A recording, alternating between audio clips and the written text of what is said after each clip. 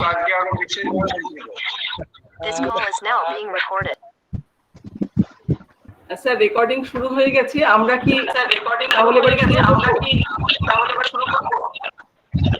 হ্যাঁ just on টাইমে আছি আমরা we should maintain the time okay sir তাহলে আমরা শুরু করছি স্যার হ্যাঁ কই শুরু করে দাও অদিতি তুমি প্রেজেন্ট আছো অদিতি দত্ত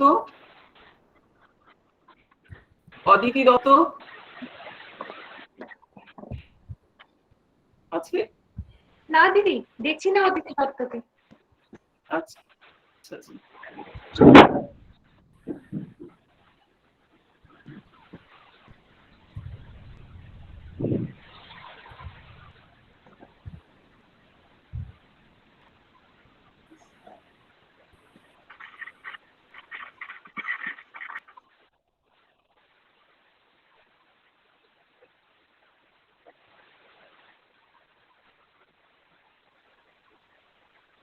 দিদি আনমিউট করুন শোনাচ্ছে না দেবনাথ স্যার কি বলছি স্যার এটা আমাদের কলেজ আমাদের ডিপার্টমেন্ট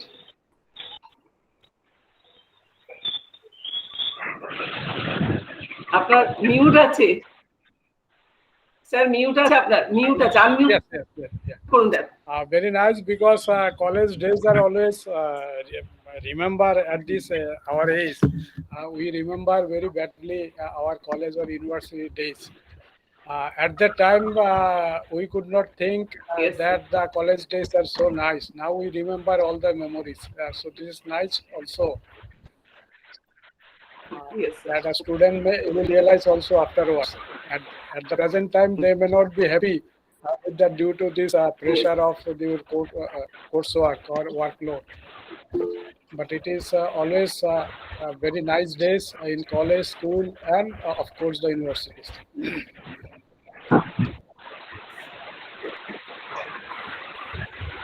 সুমিত্রা দিদি আচ্ছা আমিরুল তুমি কি প্রেজেন্ট আমিরুল প্রেজেন্ট আছো আমিরুল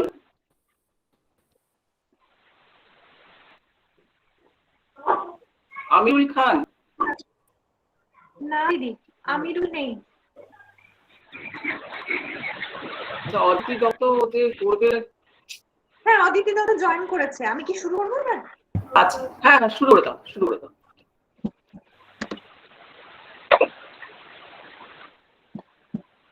সুপ্রভাত নমস্কার বীরভূম মহাবিদ্যালয় এবং ভূগোল বিভাগের পক্ষ থেকে আপনাদের সকলকে জানাই সাদর অভ্যর্থনা আজকে প্রথমেই অনিচ্ছাকৃত বিলম্বের জন্য আমি সবার কাছে মার্জনা চেয়ে নিচ্ছি আবহাওয়াগত দুর্যোগের কারণে আমাদের অনুষ্ঠান শুরু হতে আমরা খানিকটা বিলম্ব করে ফেলেছি কিন্তু আশা করছি আমাদের পরবর্তী অনুষ্ঠানে আর কোনো রকম বাধা বিঘ্ন এসে উপস্থিত হবে না আজকে আমরা সভায় এখানে একত্রিত হয়েছি অমিতারঞ্জন স্মারক বক্তৃতা সভায় অমিতারঞ্জন স্মারক বক্তৃতা আমাদের বীরভূম মহাবিদ্যালয়ের পক্ষ থেকে আয়োজিত একটি বার্ষিক স্মরণ সভা এবং বক্তৃতা সভা আমাদের বীরভূম মহাবিদ্যালয় থেকে আমাদের শিক্ষক সমিতির অনুমোদন ক্রমে প্রতি বছর একটি বিভাগকে দায়িত্ব দেওয়া হয় এই বক্তৃতা সভার আয়োজন করার জন্য এই বছর আমাদের ভূগোল বিভাগ এই বক্তৃতা সভা আয়োজনের দায়িত্ব প্রাপ্ত হয়েছে তার জন্য অনেক ধন্যবাদ বিভাগের পক্ষ থেকে আমাদের কলেজের শিক্ষক সমিতির সকলকে আজকের সুন্দর এই সকালে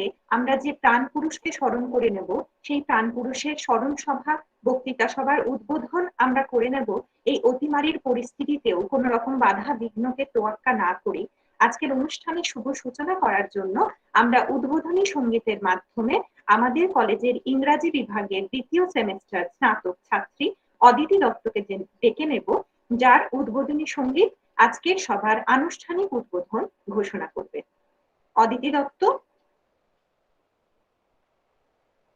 অদিতি ইয়েস ম্যাম হ্যাঁ তুমি ভিডিও অন করো আর আনমিউট করো ওকে ম্যাম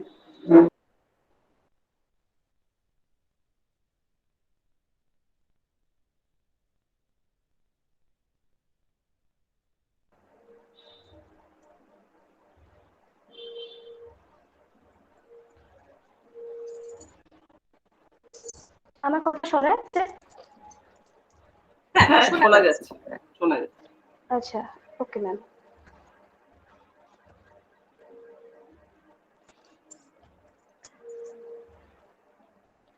মন মোর মেঘের সঙ্গে উড়ে চলে দিক দিগন্তের পানে নিঃসীম শ্রাবণ বর্ষণ সঙ্গীতে রিমি ঝিম রিমি ঝিম রিমি ঝিম মন মোর মেঘের সঙ্গে উড়ে চলে দিক দিগন্তের পানে নিঃসীম শূন্যে শ্রাবণ বর্ষণ সঙ্গীতে রিমি ঝিম রিমি ঝিম রিমি ঝিম মন মোর হংস বলাকার পাখায় যায় রে কচিত কচিত চকিত তরিত আলোকে মন মোর হংস বলাকার পাখায় যায় রে কচিত কচিত চকিত তরিত আলোকে ঝঞ্ঝান মঞ্চের বাজায়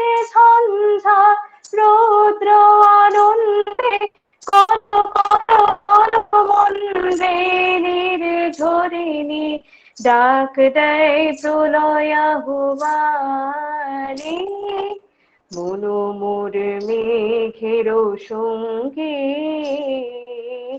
উড়ে চলে দিক দিগন্তের পানে নিঃসীম শূন্যে শ্রাবণ বর্ষণ সঙ্গীতে রিমি ঝিম রিমি ঝিম রিমি ঝিম মন মোর সাইতা I'm sorry, that's a problem here. বায়ু বহে পূর্ব সমুদ্র হতে উচ্ছল ছল ছল তটিনী তরঙ্গে মোর ধারে তারি মট প্রবাহে তাল তামাল অরণ্যে মন মোর ধাই তারি মট প্রবাহে তাল তামাল অরণ্যে ক্ষুব্ধ শাখায় আন্দোলনে মন মোর মেঘের সঙ্গে উড়ে চলে দিক দিগন্তের পানে নিঃসীম শূন্যে শ্রাবণ বর্ষণ সঙ্গীতে রিমি ঝিম রিমি ঝিম রিমি ঝিম রিমি ঝিম রিমি ঝিম রিমি ঝিম রিমি ঝিম রিমি ঝিম রিমি ঝিম Please pardon my mistakes. I forgot the lyrics actually.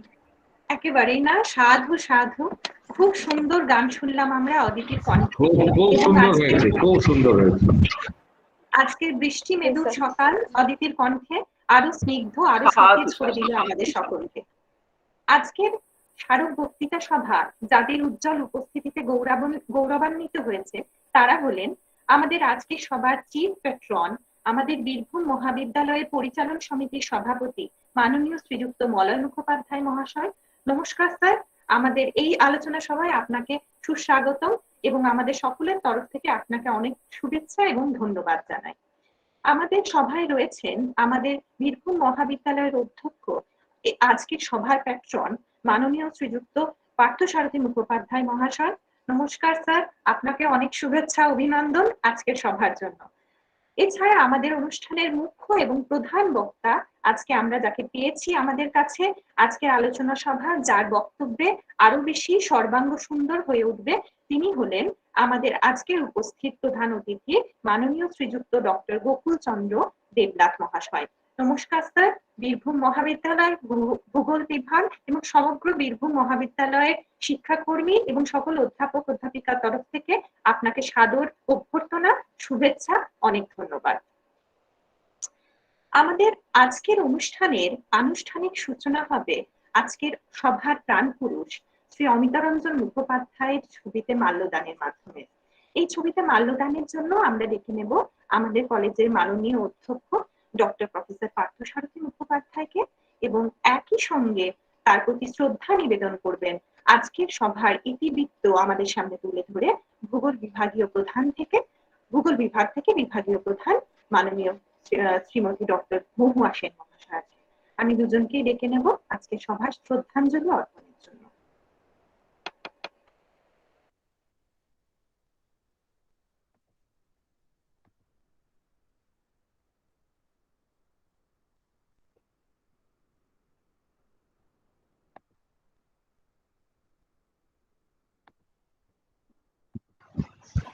পুষ্পার্ঘ্য নিবেদিত হয়েছে।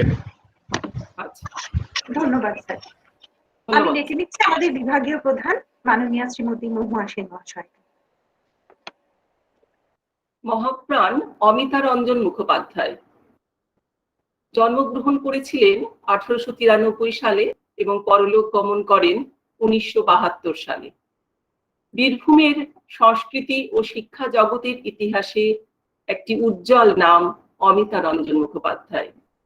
কলকাতা বিশ্ববিদ্যালয়ের কৃতী ছাত্র, সংস্কৃত ও দর্শন বিষয়ে প্রথম শ্রেণীর যথাক্রমে প্রথম ও তৃতীয় স্থানাধিকারী MA উত্তীর্ণ অমিতারঞ্জন মুখোপাধ্যায় বীরভূমের জমিদার হলেও অত্যন্ত প্রজাবৎসল ছিলেন। সিউড়ি বিদ্যাসাগর কলেজ স্থাপনের মূলে তার ভূমিদান, আর্থিক সাহায্য, নিজেদের পৈতৃক গৃহে কলেজের সূচনা এবং অবৈতনিক পাঠদান বীরভূমবাসী চিরকাল মনে রাখবে। তিনি বীরভূমের সম্মানিত সমাহর্তা ছিলেন, সিউড়ি পুরসভার পৌরপিতা ছিলেন, তদানীন্তন ডেট সেটেলমেন্ট বোর্ডের চেয়ারম্যান ছিলেন এবং বীরভূম জেলা বোর্ডেরও চেয়ারম্যান ছিলেন।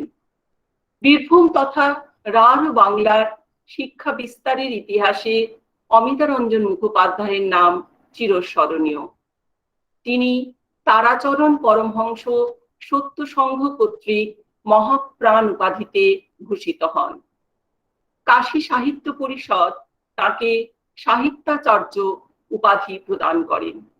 ধার্মিক, নিষ্ঠাবান, শ্রীমদ্ ভাগবতে সুপণ্ডিত, জ্ঞানযোগী এই অমিতারঞ্জন মুখোপাধ্যায়ের স্মৃতি রক্ষার্থে তার সুযোগ্য পুত্রদ্বয় অধুনা প্রয়াত দেবরঞ্জন মুখোপাধ্যায় এবং রমারঞ্জন মুখোপাধ্যায় এই বীরভূম মহাবিদ্যালয়কে অমিতারঞ্জন স্মারক বক্তৃতা সংগঠনের জন্য এককালীন অর্থ প্রদান করেছিলেন। ব্যাংকে গচ্ছিত সেই অর্থের প্রাপ্ত সুদ হতে 1 বছর অন্তর এই বক্তৃতা আয়োজিত হয়। এই মহাপ্রাণ সাহিত্যাচার্য অমিতারঞ্জন মুখোপাধ্যায়কে বীরভূম মহাবিদ্যালয়ের পক্ষ থেকে, ভূগোল বিভাগের পক্ষ থেকে শ্রদ্ধা ও প্রণাম নিবেদন করি। অনেক ধন্যবাদ আমাদের মহুয়াদি। Thank you. আচ্ছা, এটা কি দেখা যাচ্ছে? হ্যাঁ দিদি, দেখা যাচ্ছে।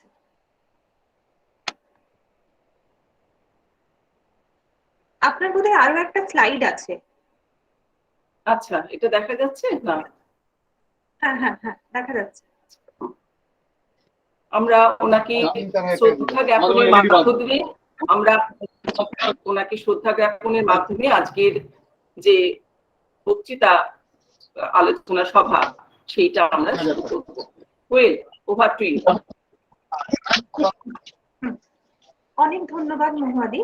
আমাদের আজকের স্মারক বক্তৃতার ইতিবৃত্ত আমাদের কাছে তুলে ধরার মাধ্যমে প্রাণপুরুষের ব্যক্তিত্ব আমাদের সামনে পরিষ্কারভাবে বর্ণনা করার মাধ্যমে আমরা সকলেই আজকে তাকে সশ্রদ্ধ প্রণাম নিবেদন করি। আমাদের হৃদয়ের অন্তঃস্থল হতে তার প্রতি প্রণাম নিবেদিত হোক। আজকে ভূগোল বিভাগ থেকে আয়োজিত অমিতারঞ্জন স্মারক বক্তৃতার যে মূল বিষয়, সেই বিষয় হলো অ্যাসপেক্ট অফ ক্লাইমেট চেঞ্জ, অর্থাৎ জলবায়ু পরিবর্তনের বিভিন্ন দিক। ক্লাইমেট চেঞ্জ সংক্রান্ত বৈজ্ঞানিক ধারণা প্রথম তৈরি হয় অষ্টাদশ শতাব্দীতে, যখন অতীতের হিমযুগ সম্পর্কে আমাদের কাছে ধারণা পরিষ্কার হতে শুরু করে বা মানুষ জানতে পারে তাদের বসবাসে, তাদের জীবন অতিবাহনের পূর্বেও কোনো হিমযুগ ছিল। এরপর থেকে বিভিন্ন ধরনের instrumental observations, historical records, dendrochronology, pollen analysis, geological evidences from sediments and fossils, oceanographic evidences and glaciological investigations থেকে ক্লাইমেট চেঞ্জ সংক্রান্ত প্রমাণগুলি পরিষ্কার এবং আরো জোরালো হতে শুরু করে। এই প্রমাণগুলি থেকে আমাদের কাছে তিনটে বিষয় খুব পরিষ্কার হয়ে ওঠে। সেই বিষয়গুলি হলো সাম্প্রতিক জলবায়ুর পরিবর্তন সংক্রান্ত বিষয়গুলি এবং পরিমাপকগুলি আমাদের কাছে খুব পরিষ্কার, কিন্তু এর গতি প্রকৃতি বা এর ট্রেন্ড আমাদের কাছে একেবারেই স্বচ্ছ নয়, সেটি খুব জটিল পদ্ধতি। এবং আমরা এই ক্লাইমেট চেঞ্জের ট্রেন্ড দেখে এক্সট্রাপোলেশনের মাধ্যমে কেবল ভবিষ্যৎ সম্পর্কে একটি অনিশ্চিত প্রেডিকশন দিতে পারি, যে প্রেডিকশন কখনোই নিশ্চিত বলে আমাদের পক্ষে জানানো সম্ভব নয়। ক্লাইমেট চেঞ্জের নানা রকম প্রত্যক্ষ এবং পরোক্ষ প্রভাব রয়েছে, যা পৃথিবী তথা পৃথিবীর সমগ্র জীব প্রজাতিকে বিপর্যস্ত করে চলেছে নিরন্তর। যেমন হিমবাহ গলনের মাধ্যমে সমুদ্রতলের উচ্চতা বৃদ্ধি হোক, কিংবা বায়ুমণ্ডলের নিজস্ব ভারসাম্য বা সমতা বিঘ্নিত করাই হোক, কিংবা উদ্ভিদ এবং প্রাণীকুলের উপরে ভীষণ ক্ষতিকর প্রভাবই হোক। তবে যদি আমরা ক্লাইমেটোলজির হ্যাজার্ডের বিষয় বলি, তাহলে আমাদের কাছে এখন তিনটি প্রশ্ন খুব গুরুত্বপূর্ণ। সেই তিনটি প্রশ্ন হলো, আমরা এই সমস্ত ক্লাইমেট চেঞ্জের এভিডেন্সেস গুলো দেখে আগামী 100 বছরে জলবায়ুর কি ধরনের পরিবর্তন হতে চলেছে, শুধু জেনারেলাইজেশন হিসেবে গ্লোবাল ওয়ার্মিং নয়, স্পেসিফিকেশনস হিসেবে বৃষ্টিপাত বা তাপমাত্রার ঋতুগত এবং স্থানগত পরিবর্তন কি রকম হতে পারে, অথবা এক্সট্রিম ওয়েদার কন্ডিশনস যেমন ডেজার্টিফিকেশন বা ফ্লাডিং বা ফ্রিকুয়েন্ট সাইক্লোনের মাত্রা কিরকম হতে পারে, তীব্রতা কিরকম হতে পারে, কিংবা সমগ্র পৃথিবীতে টেম্পারেচার এবং প্রেসিপিটেশনের পরিবর্তনে কি কি environmental as well as climatogenic hazard আসতে পারে, এবং সব থেকে গুরুত্বপূর্ণ আজকের পর্যায়ে দাঁড়িয়ে পৃথিবীতে অর্থনৈতিকভাবে উন্নত এবং অনুন্নত দেশগুলিতে কি কি পরিবর্তন হতে পারে, কি কি ক্ষতি হতে পারে, সেই বিষয়গুলো সম্পর্কে প্রশ্ন আমাদের কাছে ভীষণ রকম ভাবে জলজল করছে, যার উত্তর আমাদের কাছে জানা নেই। যদিও ক্লাইমেট চেঞ্জ শব্দবন্ধটি 2 শতাব্দী পুরনো, আমরা প্রথমেই বললাম প্রথম অষ্টাদশ শতাব্দীতে আমাদের কাছে ক্লাইমেট চেঞ্জের কনসেপ্টটি আসে, কিন্তু আমরা যদি পৃথিবী সৃষ্টির জন্মলগ্ন থেকে ইতিহাস পর্যালোচনা করি, তাহলে দেখব পৃথিবী শুরু হওয়ার সময় থেকে শুরু করে আজ পর্যন্ত যে ঘটনার সাক্ষী বারংবার পৃথিবী এবং তার চারপাশে থাকা 10,000 কিলোমিটার বিস্তৃত বায়ুমণ্ডল রয়েছে, তা হলো প্রতিনিয়ত অবশ্যম্ভাবী জলবায়ু পরিবর্তন। এই প্রসঙ্গে বলে রাখি, আমরা যারা ভূগোলের সঙ্গে জড়িত, তারা যখন পৃথিবী সৃষ্টির ইতিহাস করি জিওলজিক্যাল টাইম স্কেল অনুযায়ী, সেখানে জানতে পারি আজকের পৃথিবীর যে দুর্দশা বা আজকের পৃথিবীর জলবায়ুগত যে পরিবর্তন আমাদেরকে ভীত সন্ত্রস্ত করে তুলেছে, আজ থেকে প্রায় 60 মিলিয়ন বছর পূর্বে চলা টারশিয়ারি যুগে পৃথিবীর পরিবেশ, পৃথিবীর জলবায়ু ছিল আরো অনেক ভয়ঙ্কর, আরো অনেক ক্ষতিকর, যার কল্পনাও আমরা হয়তো আজকে করে দিতে পারি না। এই মতো অবস্থায় আজকের আলোচনা সভার যে বিষয় ক্লাইমেট চেঞ্জ এবং তার বিভিন্ন রকম অ্যাসপেক্ট বা দিক, তা যে কতটা প্রাসঙ্গিক সে বলার আর অপেক্ষা রাখে না।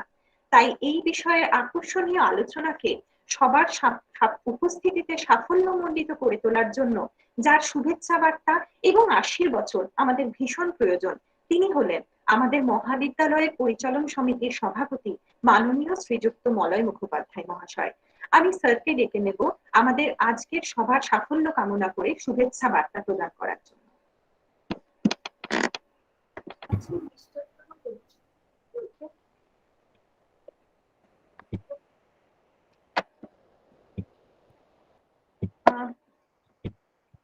ক্ষমা করবেন, কোনো গোলযোগের কারণে আমি এই মুহূর্তে স্যারকে দেখতে পাচ্ছি না, তিনি হয়তো জয়েন করতে পারেননি। আছেন স্যার বলেন, আছেন। আমি আমি ফোন দেখতে করেছিলাম পাচ্ছি এক্ষুনি। না। আচ্ছা আচ্ছা, না হয়তো উনি ঢুকতে পারছেন না, আমি তো লিস্টে ওনার নাম দেখছি না।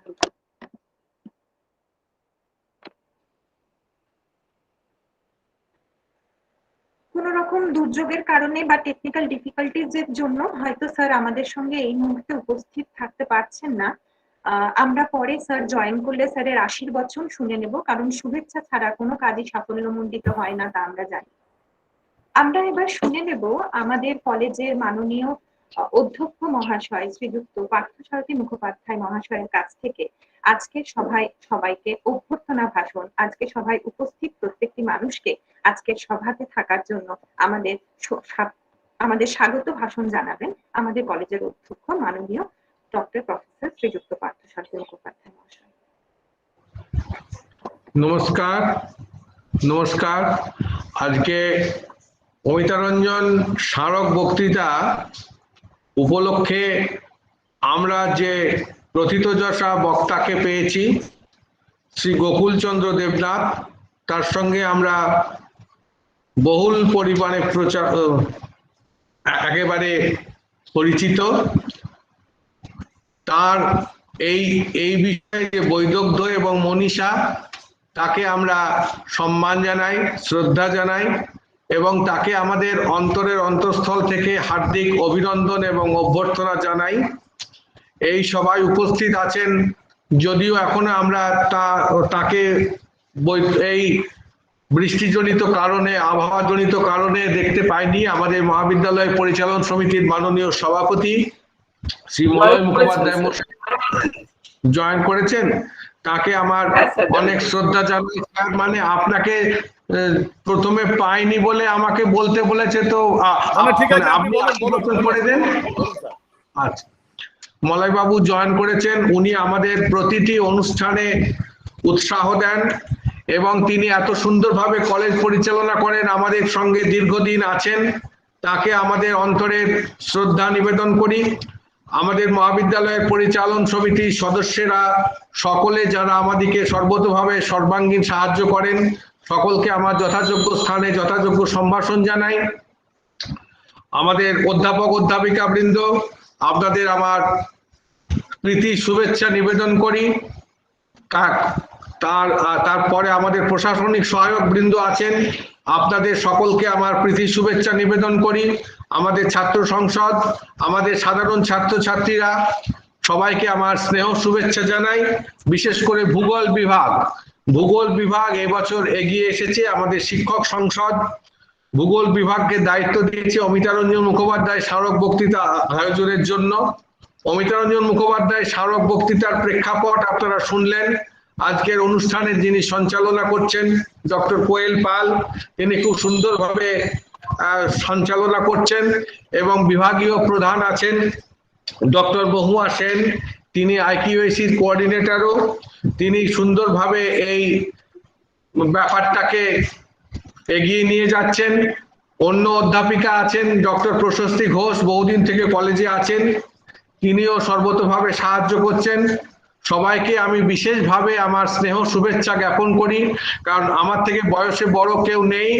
ওই জন্যে শিক্ষক সংসদ, প্রশাসনিক সহায়ক বর্গ এবং ছাত্রছাত্রী সবাইকে আমার স্নেহ শুভেচ্ছা জ্ঞাপন করি। আমাদের বীরভূম মহাবিদ্যালয় চায় যে সব সময় একাডেমিক ডেভেলপমেন্ট এবং তার সঙ্গে প্রত্যেক মানুষের একটা সর্বাঙ্গীন উন্নতি, এবং তার জন্য আমাদের এই যে প্যান্ডেমিক পিরিয়ড আমাদের 1.5 বছর ধরে প্রায় চলছে, কোনো না কোনো আমাদের ওয়েবিনার আমাদের সংগঠিত হচ্ছে, যে কোনো বিষয় হোক না কেন। আমরা ছাত্রছাত্রীদের একটা বৈদ্যুতিক যন্ত্রের মাধ্যমে আমরা একটা ছাতার তলায় এনে চেষ্টা করছি যে আমাদের মহাবিদ্যালয়ের সঙ্গে সমাজের যে নিবিড় যোগ, তাকে মানে সম্পূর্ণভাবে দেশের কাছে, সমাজের কাছে, জনসাধারণের কাছে উপস্থাপিত করে দেবার। সেই জন্য আজকে আবহাওয়াটাও অত্যন্ত দুর্যোগপূর্ণ আবহাওয়া, এবং এই ক্লাইমেট চেঞ্জ কেন হয়, কিভাবে হয়, কি জন্য হয়, এইসব আমরা জানি না। আমাদের ভূগোল বিভাগ খুব সঙ্গত কারণে এই বিষয়টি নির্বাচন করেছেন এবং যাকে নির্বাচন করেছেন তিনি প্রথিতযশা এই বিষয়ে একজন ব্যক্তিত্ব। তিনি পুঙ্খানুপুঙ্খভাবে বর্ণনা করবেন। আমাদের ভূগোল বিভাগের ছাত্রছাত্রীরা তো বটেই, তাছাড়া আমরা যারা সাধারণ নাগরিক তারাও অত্যন্ত ভালোভাবে এই বিষয়ে জানতে পারবো যে আবহাওয়ার এই পরিবর্তনের হঠাৎ যে পরিবর্তন হয় তার কারণ কি। আমরা আশা করব যে উদ্দেশ্যে বীরভূম মহাবিদ্যালয়ে অমিতারঞ্জন মুখোপাধ্যায় স্মারক বক্তৃতা আয়োজন করার জন্য দাতারা অর্থ প্রদান করেছিলেন, সেই উদ্দেশ্য সফল হবে। আমি এই বক্তৃতার সর্বাঙ্গীন সাফল্য কামনা করছি এবং আশা করছি যে বক্তৃতার মাধ্যমে আমাদের ছাত্রছাত্রীরা উপকৃত হবে। আমরা যারা সবাই শুনছি তারা উপকৃত হবেন, বাইরে থেকেও অনেকে নিশ্চয়ই যোগদান করেছেন, তারাও উপকৃত হবেন। কারণ রবীন্দ্রনাথের একটা কথা আছে, রবীন্দ্রনাথ একবার কলকাতা বিশ্ববিদ্যালয়ে সমাবর্তন ভাষণ দিয়েছিলেন এবং রবীন্দ্রনাথ তখন বলেছিলেন যে ছাত্রদের তখনই উপকার হইবে যখন ছাত্রদের পঞ্চ ইন্দ্রিয় এই বহির্জগৎ সম্পর্কে সম্পূর্ণ অবহিত হইতে পাইবে, তখনই তাহাদের অন্তর্জগৎ সম্পূর্ণভাবে ফুলে ফলে বিকশিত হইয়া একটা বিশাল পৃথিবীর সঙ্গে এক ধূলিকণা বুঝিয়া তাহা মিলিত হইতে পারিবে। রবীন্দ্রনাথ বলেছেন বিশাল বিশ্বের চারিদিক হতে প্রতি কণা মোড়ে টানিছে, আমার দুয়ারে নিখিল জগৎ শত কোটি কর হানিছে। আমি আশা করব যে রবীন্দ্রনাথের এই যে আশা সেইটা আমাদের বীরভূম মহাবিদ্যালয়ের ভূগোল বিভাগ সর্বতোভাবে পূর্ণ করবে এবং আজকের বক্তা তার বক্তব্যের মাধ্যমে আমাদের সাধারণের দাঁড়ে দাঁড়ে ছাত্রছাত্রীদের দাঁড়ে দাঁড়ে মনের কোণে কোণে অন্ধকার দূর করে জ্ঞানের আলোক জ্বালাতে সক্ষম হবে। নমস্কার। অনেক ধন্যবাদ স্যারকে। আমাদের বীরভূম মহাবিদ্যালয়ের প্রতিটা অনুষ্ঠান, প্রতিটা উদ্যোগ যার অক্লান্ত পরিশ্রমে সাফল্যমণ্ডিত হয়, অক্লান্ত পরিশ্রমে আমরা সেই সমস্ত উদ্যোগকে সফলভাবে প্রতিস্থাপিত করতে পারি, তিনি আমাদের সকলের প্রিয় আমাদের মাননীয় অধ্যক্ষ মহাশয়। আমরা প্রতিবারের মতো সমৃদ্ধ হলাম, উদ্বুদ্ধ হলাম এবং ভবিষ্যতে আরো এরকম অনুষ্ঠানের মাধ্যমে শিক্ষাকে শুধুমাত্র বাহন নয়, শিক্ষাকে শুধুমাত্র বহন নয়, বাহন করে আত্মীকরণের মাধ্যমে এগিয়ে নিয়ে যেতে পারবো সেই আশা রেখে আমি আমাদের এরপরে আশীর্বচন শুনে নেব আমাদের কলেজের পরিচালন সমিতির সভাপতি মাননীয় শ্রীযুক্ত মলয় মুখোপাধ্যায় মহাশয়ের কাছ থেকে, যিনি তার শত ব্যস্ততা সত্ত্বেও আমাদের কলেজের যে কোনো ছোট থেকে ছোট একদিন দুদিন ব্যাপী অনুষ্ঠানে সর্বতোভাবে উপস্থিত থেকে আমাদেরকে ভীষণ রকম ভাবে উদ্বুদ্ধ করেন, এগিয়ে যেতে সাহায্য করেন। স্যার। Thank you. আজকের এই দুর্যোগপূর্ণ আবহাওয়ায় প্রথমেই আমি ধন্যবাদ জানাই যে আজকে যারা এই দুর্যোগকে উপেক্ষা করেও আজকে একটি মহতী অনুষ্ঠানে সামিল হয়েছেন, আমি বীরভূম মহাবিদ্যালয়ের পরিচালন সমিতির তরফ থেকে তাদেরকে আমার আন্তরিক শুভেচ্ছা জানাচ্ছি। আজকে যে ইস্যুটি নিয়ে আজকে আমরা আলোচনা করছি, ডাক্তার অমিতারঞ্জন মুখোপাধ্যায়, যিনি নৈষ্ঠিক এবং একান্ত ধর্মীয় অনুরাগপ্রিয়, তার বিভিন্ন দিকে ভার্সেটাইল প্রতিভা আমরা জেনেছি, আমরা পড়েছি, আমরা শুনেছি। আজকে আমার খুবই ভালো লাগছে এবং গর্ব অনুভব করছি যে আমি এমনই একটি কলেজের সঙ্গে যুক্ত আছি যারা এই অতিমারির সময়ে প্যান্ডামিক সিচুয়েশনের মধ্যেও প্রতিনিয়ত প্রায় প্রতিদিন একটার পর একটা, যেখানে ছাত্রছাত্রীরা কলেজে আসতে পারছেন না, যেখানে অধ্যাপিকারা বা অধ্যাপকরা তাদের নিজেদের জ্ঞানের ভান্ডার ছাত্রদের সামনে উন্মুক্ত করতে পারছেন না, সেই রকম একটি সময়েও আমরা দেখছি এই ওয়েবিনারের মাধ্যমে এই প্যান্ডামিক সিচুয়েশনের মধ্যে তারা এই ধরনের অনুষ্ঠান পরিচালনা করছেন। এতে শুধু ছাত্রছাত্রীরাই নয়, অনেকেই আছেন যারা এই সমস্ত অনুষ্ঠানগুলো দেখছেন এবং শুনছেন, তারাও নিজেদেরকে সমৃদ্ধ করছেন। আমি ধন্যবাদ জানাই আজকে আমাদের প্রধান বক্তা যিনি আছেন, তিনি এই ব্যাপারে তার অতি পাণ্ডিত্য, তিনি এই ব্যাপারে আমাদেরকে পুঙ্খানুপুঙ্খভাবে যে কি কারণের জন্যে এই ক্লাইমেট পরিবর্তন এই যে জলবায়ুর পরিবর্তন নিয়ে সারা বিশ্ব আজকে নানাভাবে উদ্বিগ্ন এবং চিন্তিত, সেটা কি কারণের জন্য হচ্ছে, কি করলে থেকে আমরা সুফল পেতে পারি, কোন কোন কুফলের জন্য আমরা এই সমস্ত এটা ভোগ করছি, তার জন্যে তিনি আছেন, তিনি বলবেন। আজকের এই অনুষ্ঠানে উপস্থিত আছেন আমাদের সবার প্রিয় অধ্যক্ষ মাননীয় ডক্টর পার্থ মুখোপাধ্যায়, আছেন আমাদের জিওগ্রাফি ডিপার্টমেন্টের হেড ডক্টর মহুয়া সেন, আছেন ডক্টর কোয়েল। প্রত্যেককে আমার আন্তরিক শুভেচ্ছা জানাচ্ছি এবং আজকের এই অনুষ্ঠানটি যাতে সাফল্যমণ্ডিত হয় তার জন্য আমি কামনা করছি। নমস্কার। অনেক ধন্যবাদ স্যার, আপনার উপস্থিতি আমাদের চলার পথের পাথেয়। আমরা অনুষ্ঠানকে আগিয়ে নিয়ে যাব এর পরবর্তী পদক্ষেপে, যেখানে আজকের অনুষ্ঠানের বিষয় ভাবনা আমাদের সঙ্গে তুলে ধরবেন এই অনুষ্ঠানের আহ্বায়ক এবং ভূগোল বিভাগীয় প্রধান মাননীয়া শ্রীমতী ডক্টর মহুয়া সেন। গুড মর্নিং, সকলকে সুপ্রভাত জানাই। শ্রদ্ধেয় সভাপতি বীরভূম মহাবিদ্যালয় মাননীয় শ্রী মলয় মুখার্জি মহাশয়, শ্রদ্ধেয় অধ্যক্ষ এবং চেয়ারম্যান অফ IUAC বীরভূম মহাবিদ্যালয় মাননীয় প্রফেসর ডক্টর পার্থসারথী মুখোপাধ্যায় মহাশয়, এবং শ্রদ্ধেয় অতিথি বক্তা আমাদের আজকের কেন্দ্রবিন্দু যিনি মাননীয় শ্রদ্ধেয় গোকুল চন্দ্র দেবনাথ মহাশয়কে আমার অসংখ্য প্রণাম, আমার শ্রদ্ধা জানাচ্ছি। এবং অন্যান্য যে সমস্ত অতিথিবৃন্দ আমাদের আজকের এই ওয়েবিনারে উপস্থিত আছেন, সকলকে, আমাদের টিচার্স কাউন্সিলের সকল মেম্বারকে, IQAC সকল মেম্বারকে, ভূগোল বিভাগের সকল মেম্বারকে, ছাত্রছাত্রীদের আমার শ্রদ্ধা, আমার স্নেহ, ভালোবাসা এবং শুভেচ্ছা জানাই। আজকের যে বিষয় সেটা হচ্ছে ইমপ্যাক্ট অফ ক্লাইমেট চেঞ্জ। এই বিষয়ে আজকে যে অমিতারঞ্জন মেমোরিয়াল লেকচার অনুষ্ঠিত হতে চলেছে, সেই বিষয়ে এর প্রাসঙ্গে আমি বলবো, এর প্রসঙ্গে একটু বলতে চাইছি যে এটা প্রথমেই আমাদের প্রিন্সিপাল স্যারও বলেছেন, আমরা সত্যি শিক্ষক সংসদের সকল সদস্যকে, বিশেষ করে সভাপতি এবং সম্পাদক মহাশয়কে আমাদের ভূগোল বিভাগের পক্ষ থেকে আন্তরিক কৃতজ্ঞতা ও ধন্যবাদ জানাই। কারণ এই শিক্ষক সংসদ এই অমিতারঞ্জন মেমোরিয়াল লেকচার আমাদের ভূগোল বিভাগের উপর দায়িত্ব আরোপ করেছেন, সেই জন্য আমরা স্বভাবতই ভীষণ গর্বিত এবং আনন্দিত। এই অতিমারির আবহে আন্তর্জালিক মাধ্যমে এই বক্তৃতা সভা আয়োজন করার সম্মান প্রদর্শন করেছেন।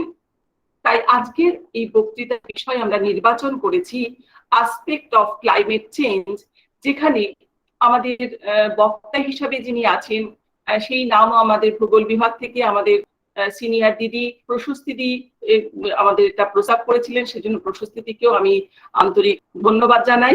আমরা সেই মাননীয় গোকুল চন্দ্র দেবনাথ মহাশয়ের কাছ থেকে আজকের বিষয়বস্তু আমরা জানবো। সেখানে আমরা বলি যে আমাদের ভূগোলের এই বিষয়টি শুধুমাত্র জলবায়ু পরিবর্তন শুধুমাত্র ভূগোলের বিষয় না, এটা সর্বসাধারণের কাছেই খুবই গুরুত্বপূর্ণ একটা বিষয়। কারণ যার ফলস্বরূপ বিশ্ব পরিবেশ, মনুষ্য জগৎ সংকটের মুখে দাঁড়িয়ে। এই বিষয়ে আলোকপাত করবেন আমাদের বিদগ্ধ বিজ্ঞানী, তার কাছ থেকে আমরা শুনবো বর্তমানের যে বিভিন্ন প্রাকৃতিক বিপর্যয়, সুপার সাইক্লোন, যেটা আমরা কিছুদিন আগেই দেখেছি, ইয়াস, আমফান, আইলা, এই সমস্ত গুলো কি কেন হচ্ছে, এত ঘন ঘন আমরা দেখতে পাচ্ছি। এবং আজকেও যে প্রাকৃতিক দুর্যোগের কারণে, আবহাওয়াগত দুর্যোগের কারণে আমাদের এই ওয়েবিনারের সময়সীমাও আমাদের একটু সরিয়ে দিতে হয়েছে। সেই জন্য আমরা বুঝতে পারছি যে জলবায়ু পরিবর্তনটা কিভাবে হচ্ছে। এই জলবায়ু পরিবর্তন একটা দীর্ঘমেয়াদী এবং অর্থপূর্ণ পরিবর্তন, যার ব্যাপ্তি কয়েক যুগ থেকে কয়েক লক্ষ বছর পর্যন্ত হতে পারে এবং এই জলবায়ু পরিবর্তনের বিভিন্ন নিয়ামকের উপর নির্ভরশীল। এবং সেখানে আমরা বলতে পারি যে ভূমণ্ডলীয় যে উষ্ণতা সতত বৃদ্ধি পাচ্ছে মানবিক কার্যকর্মের কারণে, সেইটা আমাদের আর বুঝতে, আমরা সকলেই সেটা বুঝতে পারছি। জলবায়ু পরিবর্তনের ফলে পৃথিবীর বায়ুমণ্ডলের তাপমাত্রা, বায়ুচাপ, বাতাস প্রভৃতির যে পরিবর্তিত হচ্ছে সেটা আমরা দেখতে পাচ্ছি। পৃথিবীর বিভিন্ন গতিশীল প্রক্রিয়া এবং তার সাথে বহির্জগতের যে বিভিন্ন প্রভাব রয়েছে, সেই সমস্ত কারণে বর্তমান সময়ে মনুষ্যজনিত যে গ্রিনহাউস গ্যাসের ফলে পৃথিবীর উষ্ণায়নকে জলবায়ু পরিবর্তনের একটি অন্যতম কারণ হিসাবে আমরা ধরতে পারি। সেই জন্য এটাকে এই সমস্ত কারণগুলোকে আমরা ক্লাইমেট ফোর্সিং হিসাবে বলতে পারি। এবং সেখানে আমরা দেখতে পাচ্ছি যে জলবায়ু পরিবর্তনের বিভিন্ন যে সংবেদনশীল সূচক রয়েছে, তার মধ্যে হিমবাহের যে হ্রাস বৃদ্ধি, আমরা প্রায়শই শুনি যে এরকম হিমবাহ গলন হচ্ছে, হিমবাহ বরফ গলে যাচ্ছে, আমাদের সমুদ্রতল উঠে আসছে, সমুদ্রতলের অনেক বৃদ্ধি পাচ্ছে, লেভেলটা অনেক বৃদ্ধি পাচ্ছে। এবং বর্তমানে যে তাপমাত্রা, গোটা পৃথিবীর তাপমাত্রা বৃদ্ধি পেয়েছে, সেই সম্পর্কেই আজকের আমাদের বিষয়বস্তু। আমাদের শ্রদ্ধেয়, আমাদের বিদগ্ধ বিজ্ঞানীর কাছ থেকে আমরা শুনে নেব আজকের বিভিন্ন দিক, জলবায়ু পরিবর্তনের বিভিন্ন দিকগুলো আমরা যেরকম জানবো সেরকম জলবায়ু পরিবর্তনের ফলস্বরূপ কি হতে পারে সেগুলোও আমরা জেনে নেব। আমি আবার সকলকে আমার অসংখ্য ধন্যবাদ জানাই, শ্রদ্ধেয় মানুষদের আমার প্রণাম জানাচ্ছি এবং সকলকে আমার শুভেচ্ছা এবং ভালোবাসা জানাই। আজকের এই ওয়েবিনার যেন আমাদের সাফল্যমণ্ডিত হয়ে ওঠে সেই কামনা করি। ধন্যবাদ, নমস্কার। অনেক ধন্যবাদ মহুয়াদিকে। নমস্কার আমাদেরকে আজকের বিষয় সম্পর্কে উদ্বুদ্ধ করার জন্য।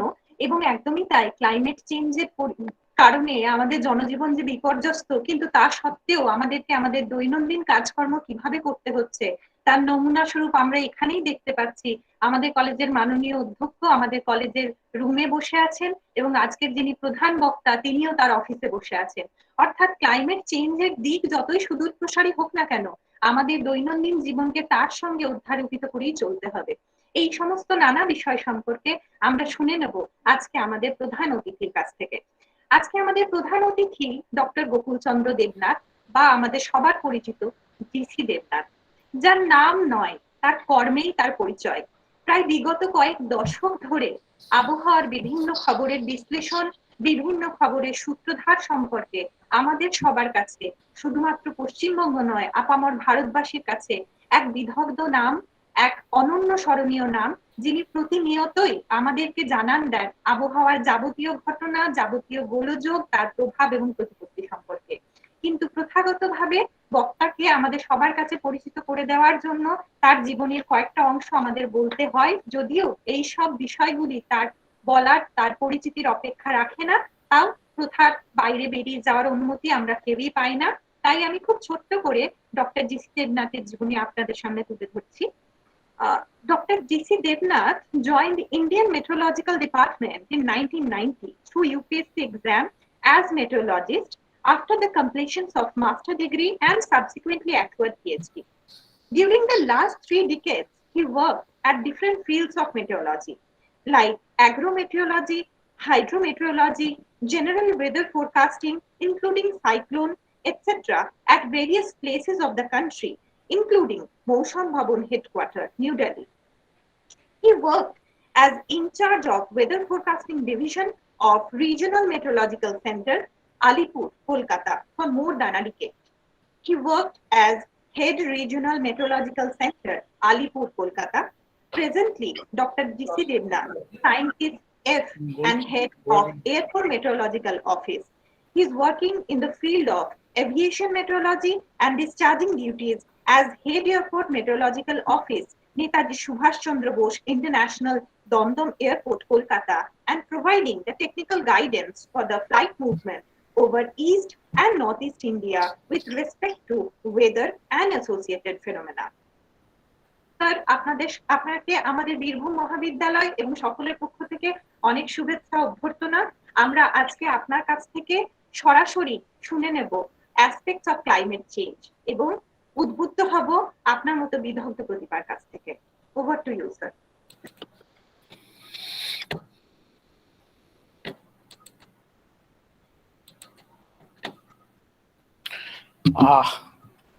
Thank you, Dr. Pal, and for the brief introduction.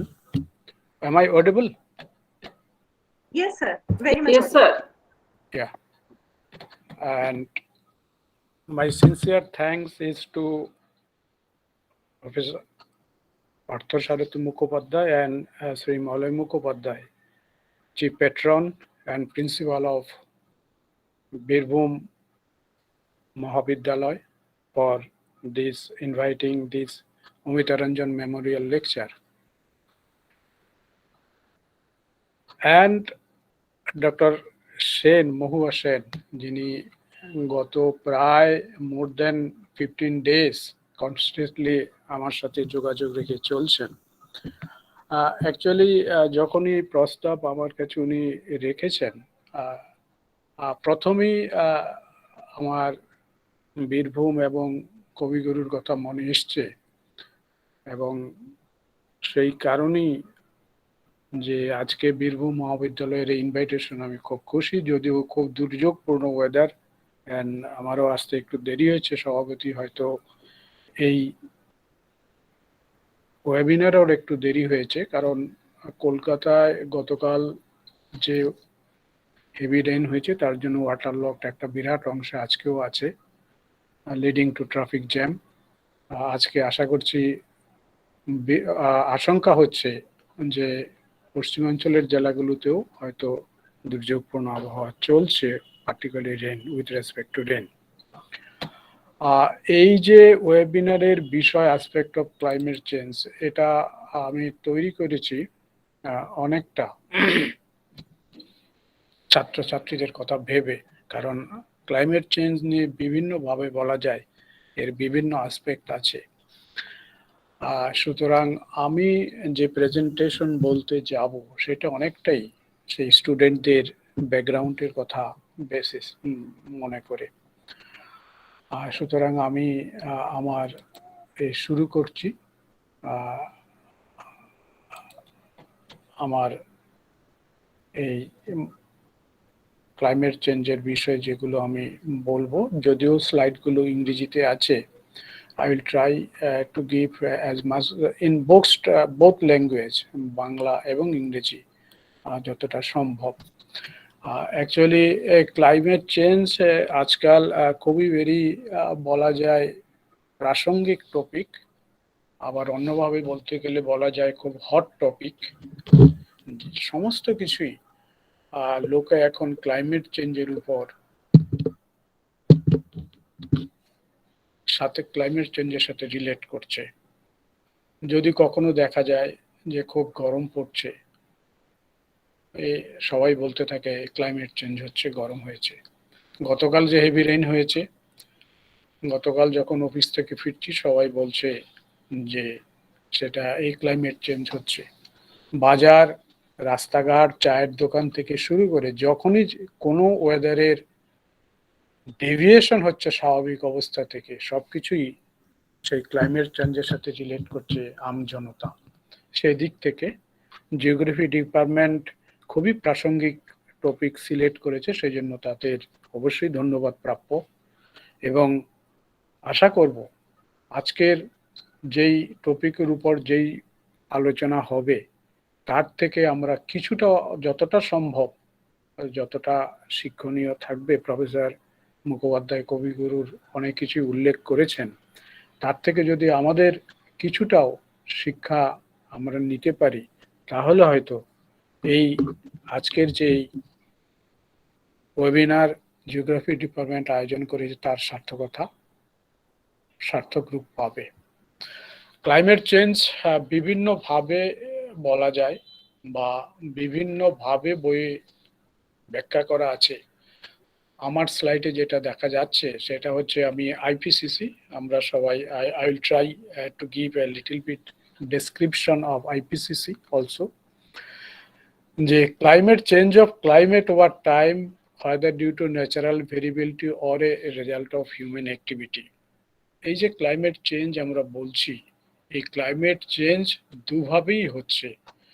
প্রথম অবস্থায় প্রি ইন্ডাস্ট্রিয়াল এজে যখন হচ্ছে, সেগুলোকে ন্যাচারাল ভেরিয়েবিলিটি হিসাবে আমরা দেখতে পাচ্ছি, কিন্তু এখন ক্লাইমেট চেঞ্জকে অনেকটাই ন্যাচারাল ভেরিয়েবিলিটির বদলে হিউম্যান অ্যাক্টিভিটির সাথে যুক্ত করা হচ্ছে। সুতরাং আইপিসিসি এই ধরনের একটা সংজ্ঞা দিয়েছে, climate change refers to any change in climate over time, either due to natural variability or human activity.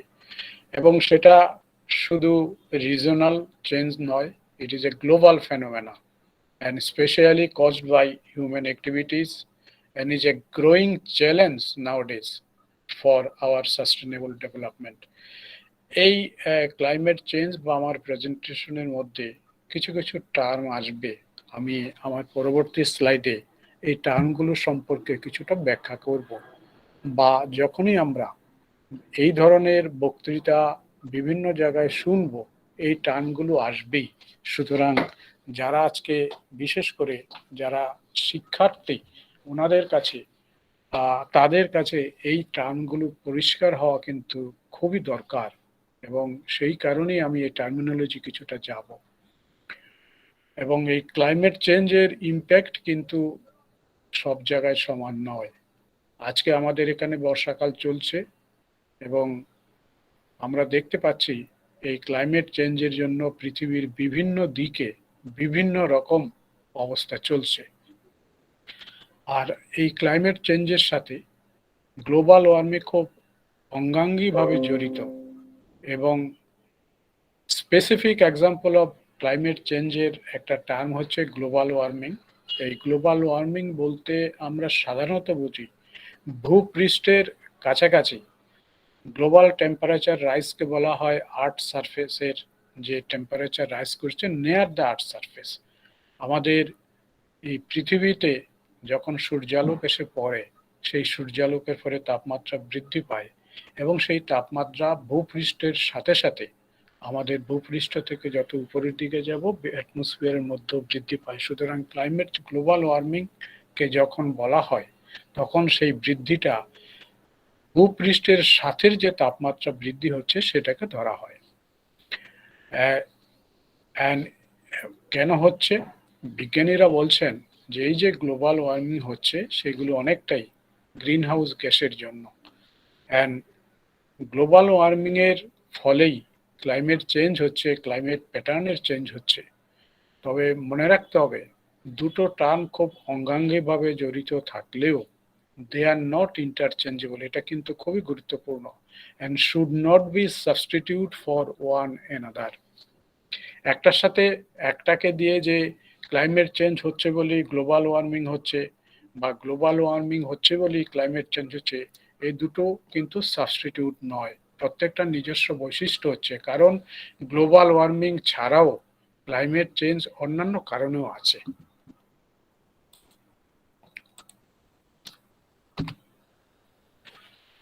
দুটো টার্ম আছে ক্লাইমেট এন্ড ওয়েদার। এই দুটো বিশেষ করে স্টুডেন্টদের জন্য এই দুটো ডিফারেন্স কি? জিওগ্রাফি ডিপার্টমেন্টের পক্ষেও বা জিওগ্রাফি নিয়ে যারা পড়াশোনা করছেন তাদের ক্ষেত্রেও কিন্তু ধারণা খুব স্পষ্ট হওয়া দরকার। দুটো ডিফারেন্স হচ্ছে শুধু টাইম স্কেলে। যেমন আজকে বীরভূমের ওয়েদার হচ্ছে মেঘলা বা কলকাতার ওয়েদার হচ্ছে ক্লাউডি। এখন এটা হচ্ছে weather, a point of time in a particular area, and এটা হচ্ছে শর্ট পিরিয়ডের জন্য। যখনই আমরা ওয়েদারকে for a longer period in meteorology বা আবহাওয়া বিজ্ঞানে এই লঙ্গার পিরিয়ড সাধারণত ধরা হয় 30 বছর, অ্যাটলিস্ট 30 ইয়ার্স। 30 ইয়ার্সের মধ্যে কোনো হিসাব 30 ইয়ার্সের আগে আমরা ক্লাইমেট নিয়ে কোনো কথা বলতে পারি না। সেটা ডাব্লিউএমও বা বিশ্ব আবহাওয়া সংস্থার তরফ থেকে কিন্তু সেই নির্দেশ দেওয়া আছে। সুতরাং long time average of weather is only climate. আর শর্ট টার্ম যেটা আমরা দেখতে পাচ্ছি সেটা হচ্ছে ওয়েদার। যেমন আজকের ওয়েদার খারাপ বা সকালের ওয়েদার ভালো ছিল, আগামীকালের ওয়েদার কিরকম হবে। সেই কারণে আমাদের দৈনন্দিন জীবনে যদি ওয়েদারের পরিবর্তন হয় তাহলে একটা লম্বা সময় না হলেও আমরা সেটাকে ক্লাইমেট চেঞ্জ হচ্ছে কিনা আবহাওয়া দপ্তরের পক্ষ থেকে কিন্তু বলতে পারি না। কিছুদিন একটু ইন্টারাপ্ট করছি স্যার একটু ইন্টারাপ্ট করছি, সরি। হ্যাঁ, একটু সকলে বলছে আপনি একটু যদি ফুল স্ক্রিন করেন আপনার ওই এটা প্রেজেন্টেশনটা যদি ফুল স্ক্রিন করেন, আমাদের দর্শকেরা অনেকেই বলছেন যারা শ্রোতারা, ওটা কি ফুল স্ক্রিন করা যাবে স্যার? এটাই তো ফুল স্ক্রিন আছে বোধহয়, দেখুন। নেই এখন? না না ফুল স্ক্রিন আসেনি, আচ্ছা ওই দেখছি স্লাইড আমি শোটা স্লাইড শো। না না ফুল স্ক্রিন আসেনি, ফুল স্ক্রিন আচ্ছা। একটু ছোট হয়ে গেছে। এবার হ্যাঁ স্যার, ঠিক আছে, এবার ঠিক আছে, আচ্ছা ইটস ওকে এবার স্যার। ঠিক আছে। It is okay I think. Biswajit এসছো? বিশ্বজিৎ খুব ভালো লাগছে, থ্যাংক ইউ। হ্যাঁ স্যার, হ্যাঁ। সুতরাং হ্যাঁ হ্যাঁ বিশ্বজিৎ দা এসছে, যখন আমরা ক্লাইমেট চেঞ্জ বলি কিন্তু আমরা স্লাইডে সেই বিষয়টা আসেনি এখনো। হ্যাঁ, এসছে। ঠিক আছে স্যার একদম। I think it is okay now. It's okay sir. So যখন আমরা ক্লাইমেট চেঞ্জ বলি we talk about change from the long term average of daily weather. সেই কারণে যেটা বলছিলাম যে কোনো বছর খুব গরম পড়ছে বা গত আপনারা যদি ওয়েদারের দিক থেকে লক্ষ্য করেন সেটা দেখবেন আমাদের পার্টিকুলারলি দক্ষিণবঙ্গের কথা আমি বলছি, যে ধরনের গরম 2013 এর আগে পড়তো 2013 অনওয়ার্ডস বা 2016 অনওয়ার্ডস গত কয়েক বছর যাবত কিন্তু গরম পড়লেও খুব বেশি গরম পড়ছে না, এবং চিরাচরিতভাবে আমাদের বেঙ্গল বা ইস্টার্ন ইন্ডিয়ায় গরমটা বেশি থাকতো in the month of May for a quite longer time. But we have seen that in particularly Gangetic West Bengal or Calcutta, the temperature is not rising too much to in the month of April. তাহলে কি এটা climate change? আমরা কিন্তু বলতে পারছি না, কারণ এই প্রশ্ন আমাদের কাছে আসছে। বা এই যে রেইনফল কোনো বছর কম হচ্ছে বা কোনো বছর বেশি হচ্ছে, সেটা কি climate change? As a meteorologist, or we cannot say it a climate change because see this situation. আমরা ক্লাইমেট চেঞ্জ তখনই বলবো যখন এই ধরনের ওয়েদারের বিহেভিয়ার কোনো রিভার্সেবল না হয়, অর্থাৎ আজকে ক্লাইমেট চেঞ্জ হচ্ছে, আগামী 5 বছর পরে সেটা আবার রিভার্স করে পূর্বের জায়গায় বা আর্লিয়ার স্টেজে চলে গেছে, then we cannot tell it as a climate change. That's why probably WM has taken this criteria to analyze or to adopt this situation at least for 30 years. এই ক্লাইমেট চেঞ্জ আগেও ছিল, কিন্তু যেটা আমি বলছিলাম সেটা হচ্ছে ন্যাচারাল ভেরিয়েবিলিটির জন্য হচ্ছে, কারণ নেচারের মধ্যে একটা নিজস্ব ভেরিয়েবিলিটি আছে due to different types of forcing, এগুলো একটা অন্য বিষয়, সে কারণে আমি সেই দিকটায় যাচ্ছি না। কিন্তু আমাদের কাছে এই ক্লাইমেট চেঞ্জ শুরু হয়েছে, বিজ্ঞানীরা দেখছেন industrial revolution in 19th century. Industrial revolution কি? ইন্ডাস্ট্রিয়াল রেভলিউশন বলতে আমরা বুঝি সাধারণত যখন হচ্ছে শিফট হচ্ছে হিউম্যান লেবার থেকে মেশিনের আবির্ভাব, এবং কিক স্টার্টেড দ্য এরা অফ কম্বাশন ইঞ্জিন। আগের দিকটায় 19th সেঞ্চুরির আগে সেগুলো ছিল না, এবং ধরা হচ্ছে যে প্রি ইন্ডাস্ট্রিয়াল এরা এবং পোস্ট ইন্ডাস্ট্রিয়াল এরাকেই এখন ক্লাইমেট চেঞ্জের মোক্ষম টাইম হিসাবে ধরা হয়। সুতরাং আমরা এই ইন্ডাস্ট্রিয়াল এরা বলতে এই দুটো ক্রাইটেরিয়াকে কিন্তু মানে কনসিডার করা হয়। The burning of fossil fuel releases pollutant including greenhouse gases. Over the past century, human activities also have released large amount of heat retaining greenhouse gases. তো এইগুলো হচ্ছে ক্লাইমেট চেঞ্জের এখনকার ক্রাইটেরিয়া। এগুলো কতগুলো ডেফিনেশন যেগুলো আমি বলছিলাম, যে ফসিল ফুয়েল বিভিন্ন লিটারেচারে বিভিন্ন ভাবে হয়তো ব্যাখ্যা করা থাকবে, still then this conception of this term is very necessary. To clear the conception is necessary. Greenhouse gases, any gas, অনেক রকম গ্রিনহাউস গ্যাস আছে, সুতরাং এক কথায় যদি বলতে হয় that causes greenhouse effect. I will try to come later on what is greenhouse effect, how it originates like this, and what are the greenhouse effects. Carbon dioxide, anthropogenic, this term is relating to the influence of human being on nature. Anything due to human being যা নেচারের উপর থাকে সেটাকে আমরা anthropogenic বলি। Mitigation also an intervention used to reduce the negative effect of our greenhouse gases, সেটাকে mitigation বলা হয়, আর এটা হচ্ছে রেজিলিয়েন্স। এই কথাটা আজকাল খুব বেশি বিভিন্ন সেমিনারে ব্যবহৃত হয়, climate resilience, agriculture resilience or nature resilience. The ability of the nature, resilience হচ্ছে এবিলিটি অফ দ্য নেচার, যেটা হচ্ছে অ্যাডভার্স এফেক্টকে কোপ আপ করে সাস্টেনেবল কন্ডিশনে আমাদের রাখতে পারে।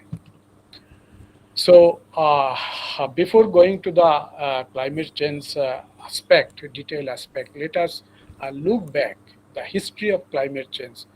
1800 শতাব্দীতে the literature says that in 1800 years, experiments suggested that human produced carbon dioxide and other gases could collect the atmosphere and earth, insulate earth. এটা তখনকার দিনে এই ধরনের একটা মানুষের কাছে কিউরিসিটি ছিল, rather a concern. Nowadays climate change is a concern. এবং the first scientist who credit goes to whom for this climate change or atmosphere global warming is Joseph Fourier. ম্যাথমেটিক্সে আমরা জানি ফোরিয়ার সিরিজ অ্যানালাইসিস করা হয়, এবং উনি হচ্ছেন সেই বিখ্যাত ফ্রেঞ্চ ম্যাথমেটিশিয়ান যিনি এই গ্লোবাল ওয়ার্মিং এর কনসেপ্ট দিয়েছিলেন। উনি বলেছিলেন the earth atmosphere acts to raise the planet's temperature। এবং 1930 সালে ক্যালেন্ডার, স্টিওয়ার্ট ক্যালেন্ডার ক্যালকুলেশন করেছিলেন প্রথম যে doubling of carbon dioxide in earth's atmosphere could warm earth by 2 degrees Celsius। And due to this calculation, first government fund project started to closely monitor climate and carbon dioxide level. So Fourier and subsequently Stewart Callendar was the pioneer to initiate the concept of global warming. Subsequently, the other works also carried out. 1958 সালে it is David Kelling, an American scientist, started the monitoring accommodation of carbon dioxide in the Earth's atmosphere. Actually, আমরা এখন জানি যে সবাই carbon dioxide is the main culprit of or main culprit gas of your global warming. এই carbon dioxide measurement pre-industrial এরাতে was probably 316 ppm, 316 ppm. Now it is more than 350 ppm. এবং এই সবচেয়ে কৌতূহলের বা সবচেয়ে জানার বিষয়, এই কার্বন ডাইঅক্সাইড মনিটরিং হয়, সেটা কোথায় মনিটরিং হচ্ছে? সেটা মনিটরিং হচ্ছে একটা মনুলো অবজারভেটরি। যে মনুলো অবজারভেটরি হচ্ছে হুনুলুলু দ্বীপপুঞ্জ, প্যাসিফিক ওশানে। সেখানেই পৃথিবীর কার্বন ডাইঅক্সাইড কনসেন্ট্রেশন মেজারমেন্টের জন্য অবজারভেটরি আছে, এবং killing was the first scientist to measure this carbon dioxide in the year 1959. 1960, the dawn of advanced computer modeling in 60s began to predict the possible outcome of the rise in carbon dioxide level.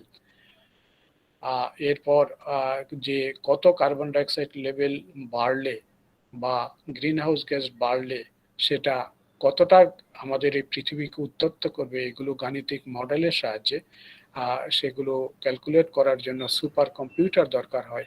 তখনকার দিনে super computer আবিষ্কার হয়নি, but it was advance computer যার সাহায্যে এগুলো শুরু হয়েছিল। এবং 1988-এ many experts pointed that 1988 as a critical turning point when watershed event placed global warming in the spotlight. এবং 1980 IPCC actually was created, United Nations, to provide a scientific view of একটা IPCC যে body, governing body, united নেশনসের governing body IPCC তৈরি হয়েছিল 1988-এ যে climate চেঞ্জের view নিয়ে পরবর্তী পর্যায়ে গবেষণা বা রিপোর্ট বের করার জন্য। এই হচ্ছে ব্রিফ হিস্ট্রি। IPCC খুব আমাদের কাছে পরিচিত নাম, the inter governmental panel on climate change, intergovernmental body for assessing the science related to the climate change. Between 1990 to 2018, IPCC has released 5 assessment report, যেগুলো AR 1 to AR 5 হিসাবে পরিচিত, and several specific report that describe the current state of greenhouse gases. আমাদের এখন যে greenhouse লেভেলের গ্যাসের কোন level কতটা আছে সবই আইপিসিসি নির্ধারণ করে, এবং এই আইপিসিসির প্রত্যেকটা কান্ট্রিতে প্রায় বিশ্বের 190টার মতো দেশে এই আইপিসিসির প্রতিনিধি আছেন। গভর্নিং বডি প্রত্যেক দেশের একটা উইং আছে, তারা এইগুলো তৈরি করে। The special report released in 2018 noted that human being and human activities are responsible for a worldwide average temperature increase of between 0.8 and 1.2 degrees Celsius. এবং পরবর্তী the 6th assessment report, যেটা AR6, সেটা হচ্ছে 2022-তে রিলিজ হবে। এই হচ্ছে greenhouse গ্যাসের উৎপত্তি কিভাবে সেটার ব্যাখ্যা। এখানে একটি কাচের বাড়ি দেখা যাচ্ছে। অ্যাকচুয়ালি সর্বপ্রথম গ্রিনহাউস গ্যাস কথাটা এসছে, গ্রিনহাউস এটা হচ্ছে গ্রিনহাউস থেকে গ্রিনহাউস গ্যাস। গ্রিনহাউস কি করে? এখন গ্রিনহাউস আমাদের দেশেও আমরা দেখতে পাই, বিশেষ করে নার্সারির ক্ষেত্রে। গ্রিনহাউস প্রথম তৈরি হয় বা গ্রিনহাউস এই প্রথম ব্যবহার হয় ইউরোপিয়ান কান্ট্রিতে। ইউরোপিয়ান কান্ট্রিতে যেহেতু তাপমাত্রা খুব কম থাকে, সুতরাং সেখানে সবজি চাষে বা বিভিন্ন রকম চাষাবাদের জন্য, বিশেষ করে ফ্লাওয়ার এবং ভেজিটেবলের যে সিড জার্মিনেশনের জন্য খুব কম তাপমাত্রায় ওরা জার্মিনেট করতে পারে না। সুতরাং ওদের তাপমাত্রাকে জার্মিনেট করানোর জন্য, তাপমাত্রা বাড়ানোর জন্য তখন ইউরোপিয়ান দেশের বিজ্ঞানীরা এই ধরনের একটি কাচের বাড়ি তৈরি করেছিলেন।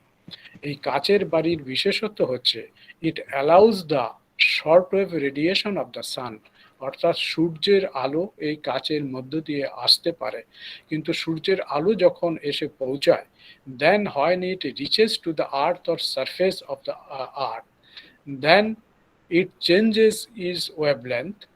যে শর্ট ওয়েভটা লং ওয়েভে পরিণত হয়, যেটাকে বলা হয় লং ওয়েভ রেডিয়েশন।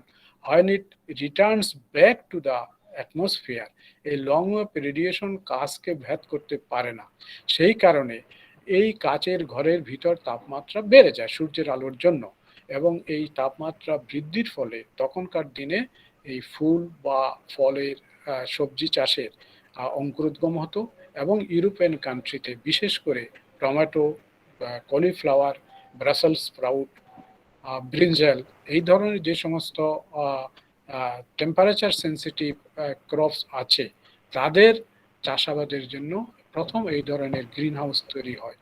সূর্যের আলো যখন আমাদের পৃথিবীতে এসে পৌঁছায়, সেই সূর্যের আলো পৌঁছানোর আগে অনেক ধরনের রিফ্লেকশন এবং অ্যাবজর্পশন হয়, এবং তারপরে যখন পৃথিবীতে পৌঁছায়, আবার সেটা বের হওয়ার সময় যখন ফিরে যায়, তখন পৃথিবীর তাপমাত্রা বা ভূপৃষ্ঠের তাপমাত্রা বৃদ্ধির ফলে বৃদ্ধি হয় এবং লং ওয়েভ রেডিয়েশন হিসাবে ফিরে চলে যায়। তার থেকে যেহেতু তাপমাত্রা বৃদ্ধি হচ্ছে ভূপৃষ্ঠের, সেই কারণেই ওই গ্রিন হাউসের কনসেপ্ট থেকে আমাদের এই গ্যাসের নাম হচ্ছে গ্রিন হাউস গ্যাসেস। যেই সমস্ত গ্যাস এই ধরনের তাপমাত্রা বৃদ্ধিতে সাহায্য করে, সেই সমস্ত গ্যাসকে সম্মিলিতভাবেই কিন্তু আমরা গ্রিন হাউস গ্যাস বলে থাকি। এই হচ্ছে গ্রিন হাউস গ্যাসের উৎপত্তি এবং নামকরণের প্রধান কারণ। এই হচ্ছে গ্রিন হাউস গ্যাসের এফেক্ট, যেটা আমি বললাম। যখন আমরা সূর্য পৃথিবীতে আছে, কিছু অ্যাবজর্পশন হয়, এটা অন্য একটা আছে জিওগ্রাফিতে হয়তো থাকবে, আমি এটার মধ্যে আর ডিটেল যাব না। কিছুটা অ্যাবজর্পশন হচ্ছে, কিছুটা রিফ্লেকশন হচ্ছে, কিছুটা রিটার্ন ব্যাক রিফ্র্যাকশন হচ্ছে। গ্রিন হাউস গ্যাসকে, যেই গ্যাসগুলো আমাদের ভূপৃষ্ঠের তাপমাত্রা বৃদ্ধি করে, যেটা আমি বলেছি, তাদের সম্মিলিতভাবে বলা হয় green house gases. This are two types, one is natural and one is artificial. Natural মধ্যে হচ্ছে carbon dioxide, methane, nitrous oxide, ozone. and obviously water vapor, and artificial CFCs, chlorofluorocarbon, SFCs, hydrofluorocarbon and perfluorocarbons. এর মধ্যে carbon dioxide সবচেয়ে বেশি আমাদের ক্ষতিকারক। Carbon dioxide যারা student আছে ওদের কি মনে আছে আমাদের বাই পার্সেন্ট ভলিউমে অ্যাটমসফিয়ারে কত পার্সেন্ট আছে কার্বন ডাইঅক্সাইড? It is 0.3%। এত কম হলেও it is very detrimental for our health and for our atmosphere. আমাদের why should we concern about global warming? Next question থাকতে পারে, গ্লোবাল ওয়ার্মিং হচ্ছে তাতে আমাদের অসুবিধা কোথায়? অসুবিধা এইখানেই, science tells us everything is not normal. এই যে গ্লোবাল ওয়ার্মিং হচ্ছে, সেই গ্লোবাল ওয়ার্মিং এর ফলে যে সমস্ত সিগনেচার আমরা পৃথিবীতে পাচ্ছি সেগুলো বলছে থিংস আর নট নর্মাল। সেটাই হচ্ছে আমাদের কনসার্ন। কোনটা নর্মাল নয়? Floods in the areas where the flood history is not common. বিশেষ করে আমাদের যেগুলো ড্রায়ার ট্র্যাক্ট ছিল আমাদের দেশের সেন্ট্রাল পার্টস এবং north western part, Rajasthan, Gujarat, আমরা গত বছরে দেখেছি সেই সমস্ত জায়গায় বন্যা হচ্ছে। এবছর যদি আমরা পৃথিবীর বিভিন্ন দিকে তাকাই, ইউরোপিয়ান কান্ট্রিতে কিছুদিন আগে জার্মানিতে বিভৎস ফ্লাডে অনেক লোক প্রাণ হারিয়েছেন। ড্রাউটস, এরকম অনেক উদাহরণ আছে পৃথিবীতে, আমাদের দেশে, প্রতিবেশী দেশে, পৃথিবীতে, বিভিন্ন দেশে। সুতরাং এই সিগনেচারগুলো আগে ছিল না, এখন যতটা বেশি, যতটা ইন্টেন্স এবং যতটা frequent. Drought in places which are having good rainfall earlier. আমাদের দেশে জিওগ্রাফিতে আমরা পড়েছি যে Cherrapunji was earlier the heaviest rainfall places, now it is probably Mawsynram. এবং সবচেয়ে আমাদের কাছে যারা আমরা আবহাওয়া নিয়ে কাজ করছি, আমাদের কাছে একটা উৎকণ্ঠা এসে দাঁড়াচ্ছে যে since last few years, more than 5 or 6 years, northeastern India, particularly Assam and adjoining states, যে 7টা স্টেট আছে, সবচেয়ে বেশি বৃষ্টি হতো আগে আমাদের নর্থ ইস্ট ইন্ডিয়াতে, কিন্তু last few years we have seen that সেরকম বৃষ্টিপাত কিন্তু আসামে হচ্ছে না। Every year there is a normal or below normal rainfall in our north east India. আর which are being good rainfall, সেইখানে কিন্তু আগে প্রতি বছরই এক্সেস রেইনফল হতো, এখন কিন্তু সেখানে ভালো রেইনফল হচ্ছে না। আমাদের নর্থ বেঙ্গলে আমরা যদি তাকাই, নর্থ বেঙ্গলেও কিন্তু যতটা বৃষ্টিপাত হওয়ার কথা, নর্থ বেঙ্গলের average rainfall in the foot hills around 2500 to 300 millimeter in monsoon rainfall, আমরা কিন্তু খুব একটা পাচ্ছি না। রেইনফল হচ্ছে but not well distributed. Atmospheric suddenly getting harsh in terms of cyclone and thunderstorm. Thunderstorm আমরা দেখতে পাচ্ছি যে কি পরিমাণ লোক মারা যাচ্ছে। It is rather to say it is a silent killer. যদিও সাইক্লোনের ক্ষেত্রে এখন অনেকটা due to very early warning আমরা মিনিমাইজ করতে পেরেছি, কিন্তু থান্ডারস্টর্ম যেহেতু খুব কম সময়ের মধ্যে হচ্ছে এবং খুব দ্রুত হয়ে যাচ্ছে, এবং সাইক্লোন যতটা অ্যাওয়ারনেস মানুষের মধ্যে তৈরি করেছে, থান্ডারস্টর্ম কিন্তু ততটা অ্যাওয়ারনেস তৈরি করতে পারছে না বলেই মনে হচ্ছে এত লোক প্রাণ হারাচ্ছে। এটা খুবই দুঃখের। গতকালও পুরুলিয়ায় বাজ পড়ে বোধহয় 3 থেকে 4 জন লোক মারা গেছেন।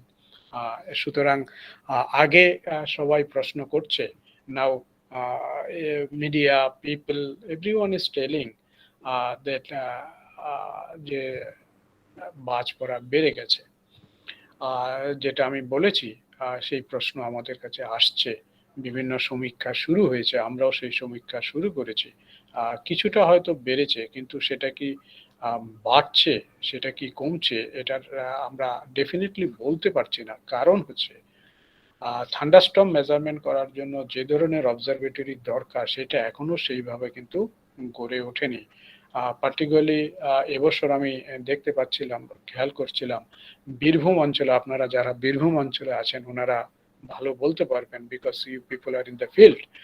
বীরভূম অঞ্চলে বোধ হয় এবার বেশি থান্ডারস্টর্ম হচ্ছে কম্পেয়ার টু লাস্ট ইয়ার, যতটা আমরা এখান থেকে অ্যাসেস করতে পারছি।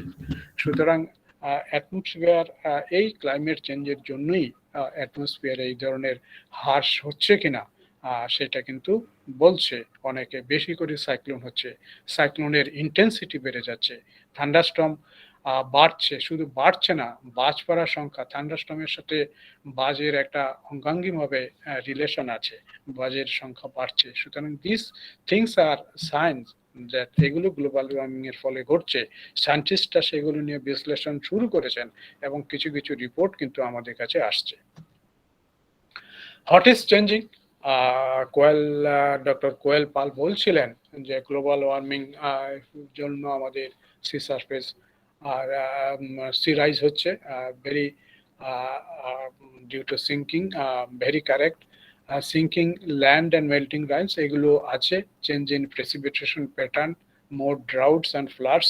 আমরা দেখতে পাচ্ছি খুব কম সময়ের মধ্যে বেশি বৃষ্টি হচ্ছে, ইন্টেন্স রেইন হচ্ছে, সেই জন্য ফ্ল্যাশ ফ্লাড পার্টিকুলারলি শহর অঞ্চলে বেশি দেখা যাচ্ছে।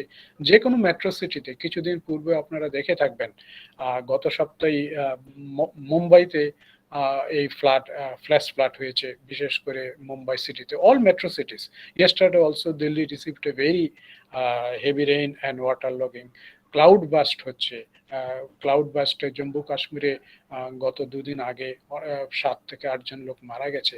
উত্তরাখণ্ডে ক্লাউড বাস্টের কিছুদিন আগে হয়েছে, এর আগেও হয়েছে। সুতরাং this things are known to us. আরেকটা যেটা হচ্ছে সেটা হচ্ছে চেঞ্জ হচ্ছে যে সি সারফেস টেম্পারেচার, সমুদ্র জলের তাপমাত্রা চেঞ্জ হচ্ছে, এবং সেই সমুদ্র জলের তাপমাত্রা চেঞ্জ হওয়ার জন্যই সাইক্লোন ফ্রিকোয়েন্সি বৃদ্ধির এর একটা মেইন কারণ বলে বিজ্ঞানীরা মনে করছেন। আরো অনেক কিছু আছে, সেগুলো হয়তো লিটারেচারে আছে। কনসিকুয়েন্স অফ ক্লাইমেট চেঞ্জ হলে কি হবে? Human health, both mental and physical, because weather is having a very direct impact on our human being. সকালে আজকে বৃষ্টি বীরভূম এরিয়াতে অনেকেরই হয়তো ঘুম ভাঙতে দেরি হয়েছে, বা আমাদের মেন্টালেও এটা একটা বিরাট প্রভাব ফেলে, বিশেষ করে weather. Spread of disease, malaria, dengue জমা জল থেকে হচ্ছে।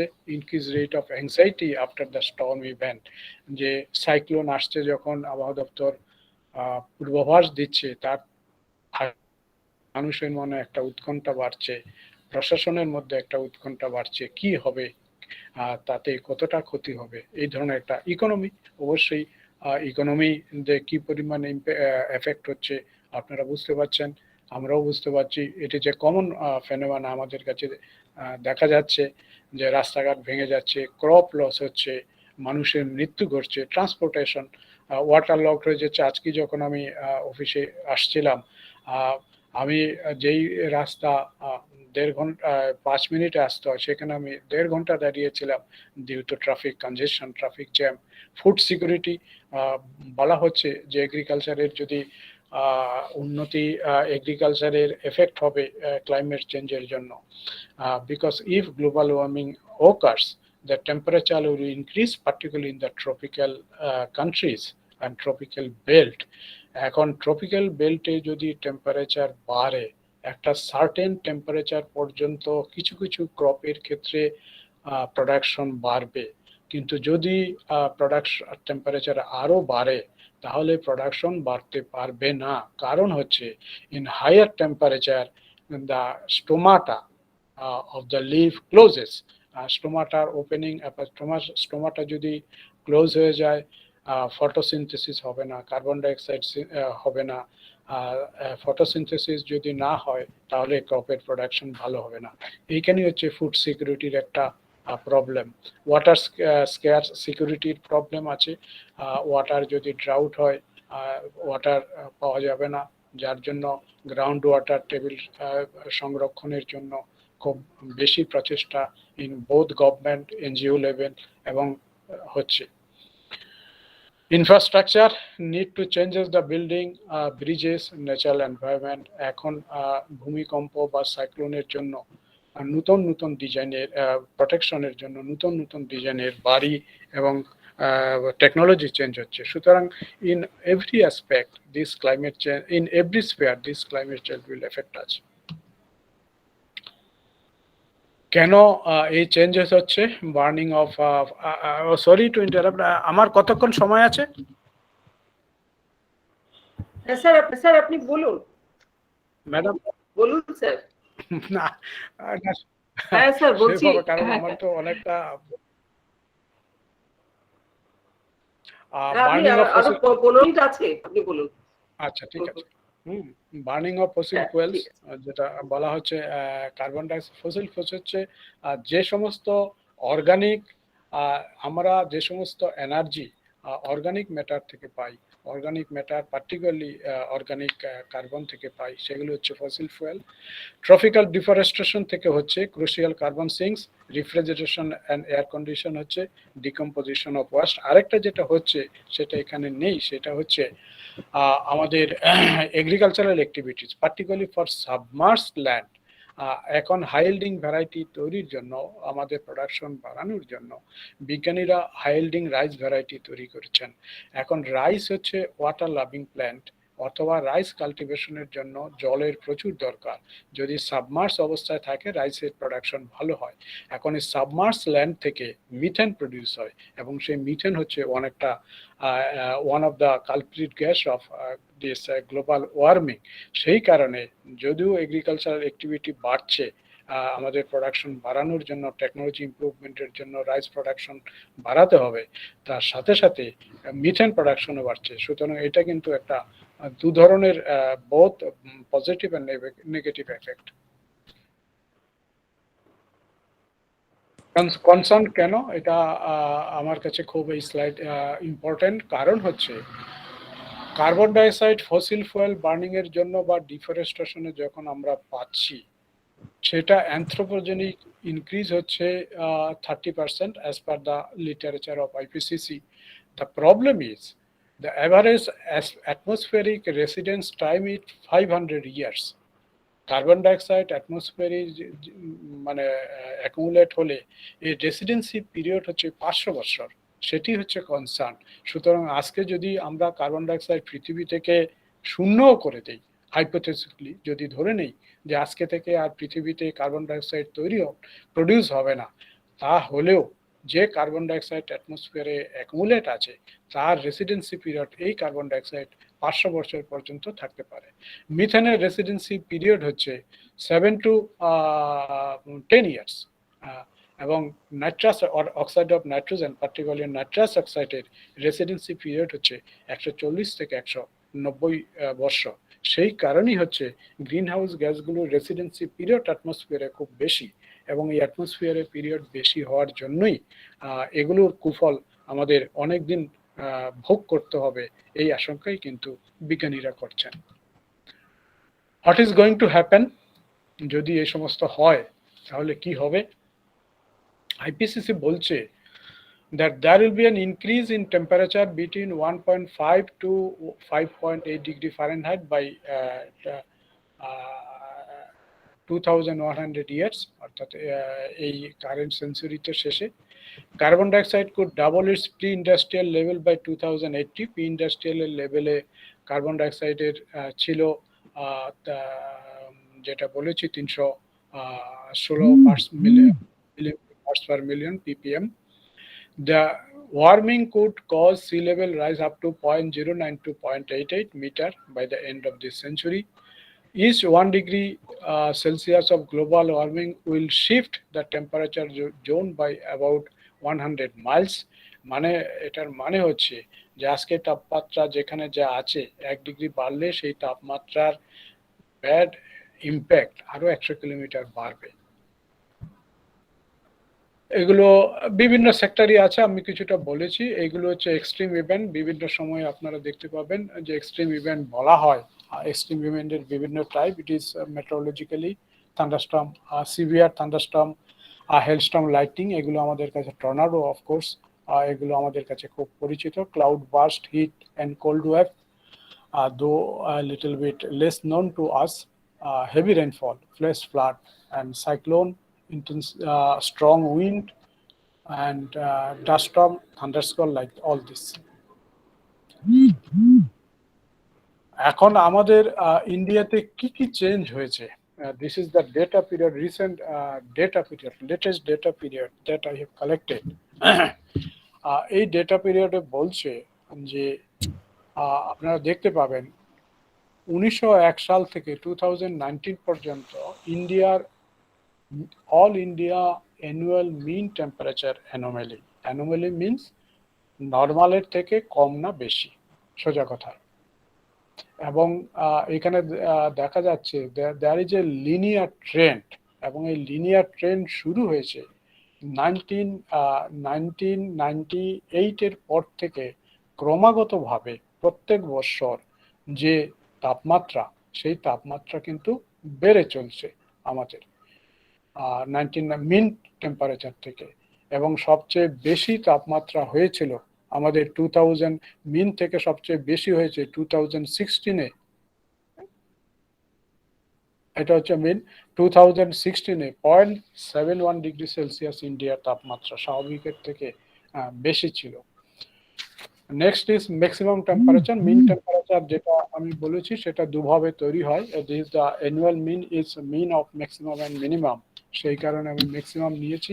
Maximum temperature also is showing the trend from 1999 onwards continuously বাড়ছে, and trend is 1 degree Celsius per 100 years ইন্ডিয়াতে। কারণ হচ্ছে এই ডেটা পিরিয়ড নেওয়া হয়েছে 1901 সাল থেকে। কারণ হচ্ছে ইন্ডিয়া মেট্রোলজিক্যাল ডিপার্টমেন্ট যদিও 1885 সালে তৈরি হয়েছে, কিন্তু systematic archival of data is there from 1901, সেই কারণে এই ডেটা কিন্তু নেওয়া হয়েছে। সিমিলারলি মিনিমাম টেম্পারেচারের এটা একটা অ্যানোমালি না হয়েছে। Similarly is the same thing, 1998 থেকেও মিনিমাম টেম্পারেচার বাড়ছে, অর্থাৎ 1998 থেকেই টেম্পারেচারের ট্রেন্ডটা কিন্তু বেশি মানে শুরু হয়েছে। Warming scenario of the country, আমাদের দেশে কি হচ্ছে? The year 2020 was the 8th warmest year since 1901, but it was substantially lower than the highest warming observed 2016 সবচেয়ে বেশি তাপমাত্রা আমরা দেখেছি। These are the statistics. I will skip all this because I have to go fast. A lot of slides are there. Changes rainfall pattern, দেখতে পাবেন 1901 থেকে 2020 পর্যন্ত all India weighted rainfall, average rainfall, monsoon rainfall, annual rainfall দেখতে পাবেন যে কখনো কোনো বছর বাড়ছে, কোনো বছর কমছে। অর্থাৎ যে rainfall as a whole for the country খুব একটা অ্যাবনর্মাল চেঞ্জ কিছু হচ্ছে না। আমাদের দেশে যা রেইনফল হয় তাই হচ্ছে, কিন্তু প্রবলেম হচ্ছে ডিস্ট্রিবিউশন আনইভেন হচ্ছে। আর কোনো জায়গায় কম হচ্ছে, কোনো জায়গায় বেশি হচ্ছে, কখনো ইন্টেন্স হচ্ছে। এই ধরনের ডিস্ট্রিবিউশনের জন্য বিভিন্ন ক্ষেত্রে ফ্লাড হচ্ছে বা সাবমার্জেন্স হচ্ছে। মনসুন রেইনফলও একই pattern. That is June to September is generally considered at monsoon for our country as a whole. সেখানে রেইনফলের খুব একটা চেঞ্জ কিছু নেই। There is no significant trend if we consider the total amount of rainfall for the country as a whole. এটা একটা rainfall ইপক থাকে আছে, আমরা অ্যানালাইসিস করে দেখেছি যে ন্যাচারাল ভেরিয়েবিলিটির জন্য 1901 থেকে 1930 সাল একটা আমরা ড্রাই পিরিয়ড দেখেছিলাম, যে নর্মাল যা রেইনফল তার থেকে রেইনফল কম হয়েছে, সেই জন্য এটাকে ড্রাই পিরিয়ড ধরা হয়েছে। 31 থেকে 60 পর্যন্ত আবার রেইনফল একটু বেড়েছিল এই এই এই এই এই পিরিয়ডের জন্য। 61 to 90 dry, again 91 to 2000 again it will, whether it is wet or not because calculation is yet to complete. অর্থাৎ দেখা যাচ্ছে যে নেচারের মধ্যে একটা 30 ইয়ার্স এর ভেরিয়েবিলিটি, ইপক বলা হয় এগুলোকে, একটা ভেরিয়েবিলিটি আমরা পাই যে এরকম ভাবে যে কখনো কমে কখনো বাড়ে। এই একটা ঘটনা কিন্তু নেচারের মধ্যে আমরা পার্টিকুলারলি রেইনফলের ক্ষেত্রে দেখেছি।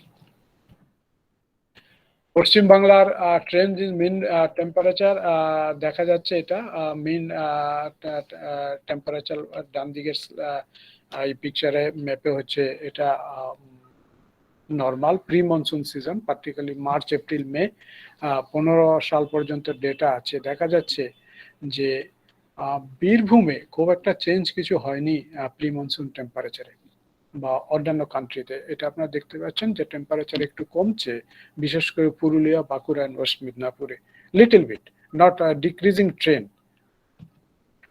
Similarly, this is maximum temperature, that was mean temperature. Similarly, minimum temperature, বাঁকুড়ার ক্ষেত্রে এটা নর্মাল, অর্থাৎ বাঁকুড়ার ক্ষেত্রে টেম্পারেচার বাড়ছে, অর্থাৎ শীত কি কমছে বাঁকুড়া, সেটা আপনারা একটু ইউ পিপল যারা আছেন আপনারা ওখানে who are observing, you can tell better, but our analysis shows that the winter temperature increase in Bankura, Birbhum, Murshidabad, Malda and particularly Calcutta also, অর্থাৎ শীত কম হচ্ছে। সেই কারণে শীতকালে এবছর দেখবেন খুব একটা লঞ্জিভিটি শীতের বেশি ছিল না বা তাপমাত্রা খুব একটা বেশি কমেনি, particularly Calcutta and surrounding districts.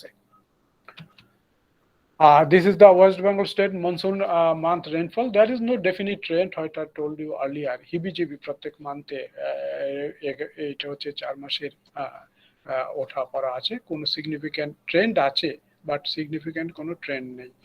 West Bengal state south West monsoon rainfall যদিও লোয়ার ট্রেন্ড দেখাচ্ছে, but it is not statistically significant. এগুলো টেম্পারেচারের ডিস্ট্রিক্ট ওয়াইজ রেইনফল আইল স্কিপ।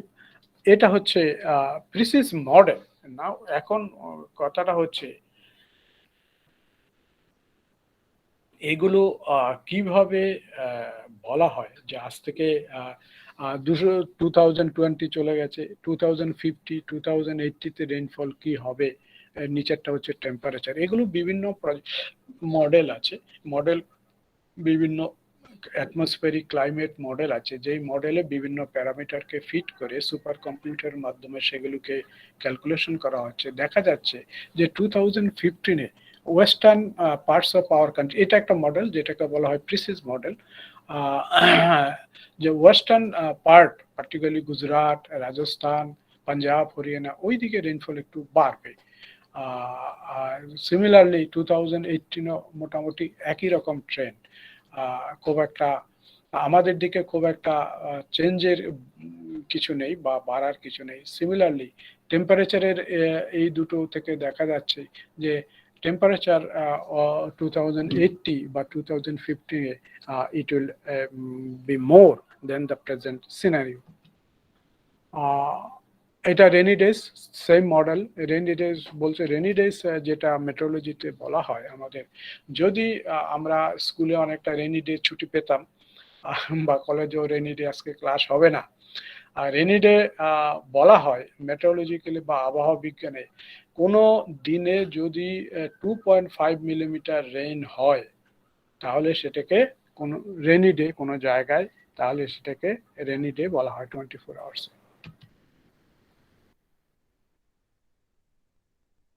এখন এগুলো আমরা যেটা প্রশ্ন আছে যে এই কুফল আমরা থেকে আমরা বাঁচবো কি করে, how to avoid the consequences. Only way is to keep a healthy atmosphere. আমাদের অ্যাটমসফিয়ারকে হেলদি রাখতে হবে কি করে? Monitoring green house gases and aerosol, improving air quality, protecting ozone layer, dealing with acid rain. It is not an issue that can be solved by individual academic or scientific discipline working in isolation. সেই কারণে বিশ্বের বিভিন্ন দেশকে নিয়ে বিভিন্ন সময়ে আমরা এই ক্লাইমেট চেঞ্জের সম্মেলন হতে দেখি বিভিন্ন পৃথিবীর বিভিন্ন দেশে।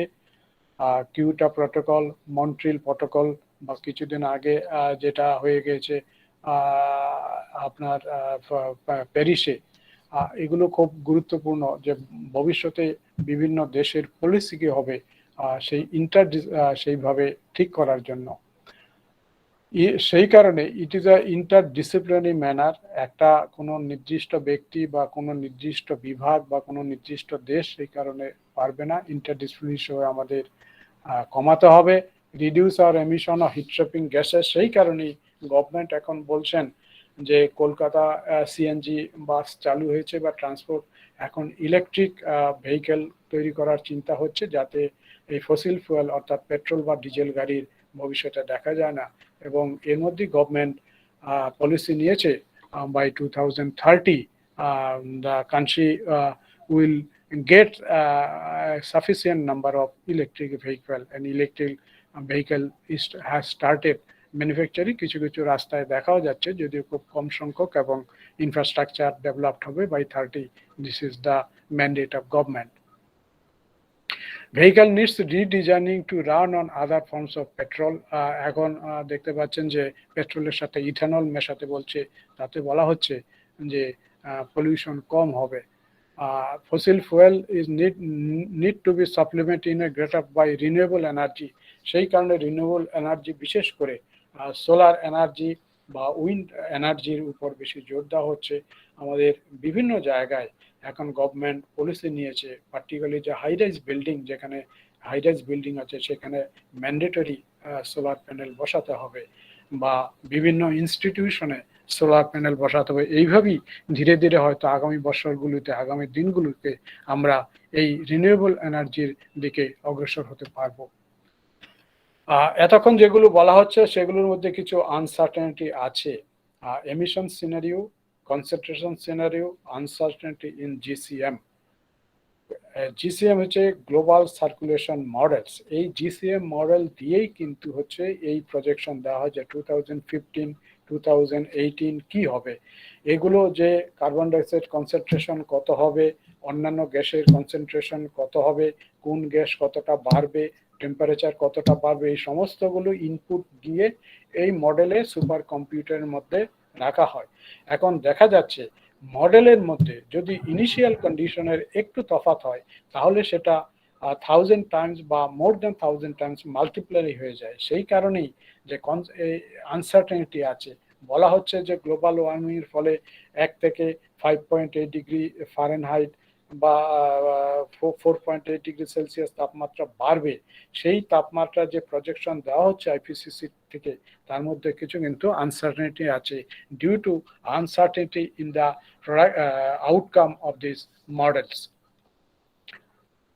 সো কনক্লুশনস, বাট মডেলস, সেইখানে আমি একটা কথা বলতে চাইছি, this is my personal opinion, that we should not be so much disheartened or regarding the climate change. কারণ আমার মনে আছে, I was a university student at that time. It is during 1988.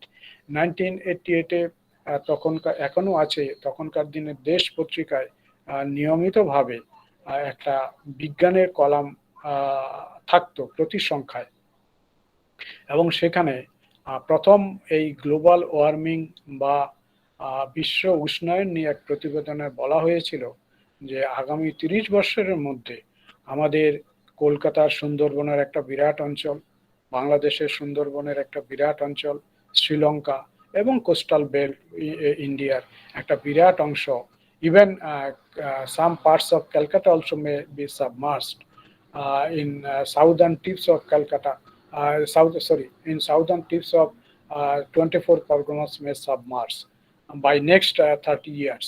এরকম একটা প্রতিবেদন লেখা হয়েছিল বিজ্ঞান ভিত্তিক। কিন্তু সেই 1988 থেকে আজকে 30 বছর আমরা পার হয়ে এসেছি। হয়তো গ্লোবাল ওয়ার্মিং এর পর সমুদ্র সি সারফেস টেম্পারেচার বাড়ছে, সি লেভেল রাইজ হচ্ছে, কিন্তু যতটা কুফল আশা করা গিয়েছিল ততটা কুফল কিন্তু আমাদের চোখে হয়নি। অবশ্যই ইরেগুলারিটিজ আছে, সাইক্লোন বাড়ছে, কিন্তু সাবমার্জেন্সের দিক থেকে যতটা সি লেভেল রাইজ হবে আশঙ্কা করা হচ্ছিল, কিছুটা হয়তো হয়েছে, আর ততটা কিন্তু হয়নি। সুতরাং এটাই আমাদের কাছে একটা hope. Conclusions: a clear signature of global warming in the Indian surface air temperature. No significant effect of global warming in all India mean rainfall. Monsoon rainfall regional changes are indicated. অর্থাৎ কোনো কোনো জায়গায় বেশি, যেটা আমি বলছিলাম যে আমাদের নর্থ ইস্টার্ন রিজিয়নে রেইনফল কম হচ্ছে রাদার সেন্ট্রাল ইন্ডিয়া বা পেনিনসুলার ইন্ডিয়াতে মনসুন রেনফল বেশি হচ্ছে।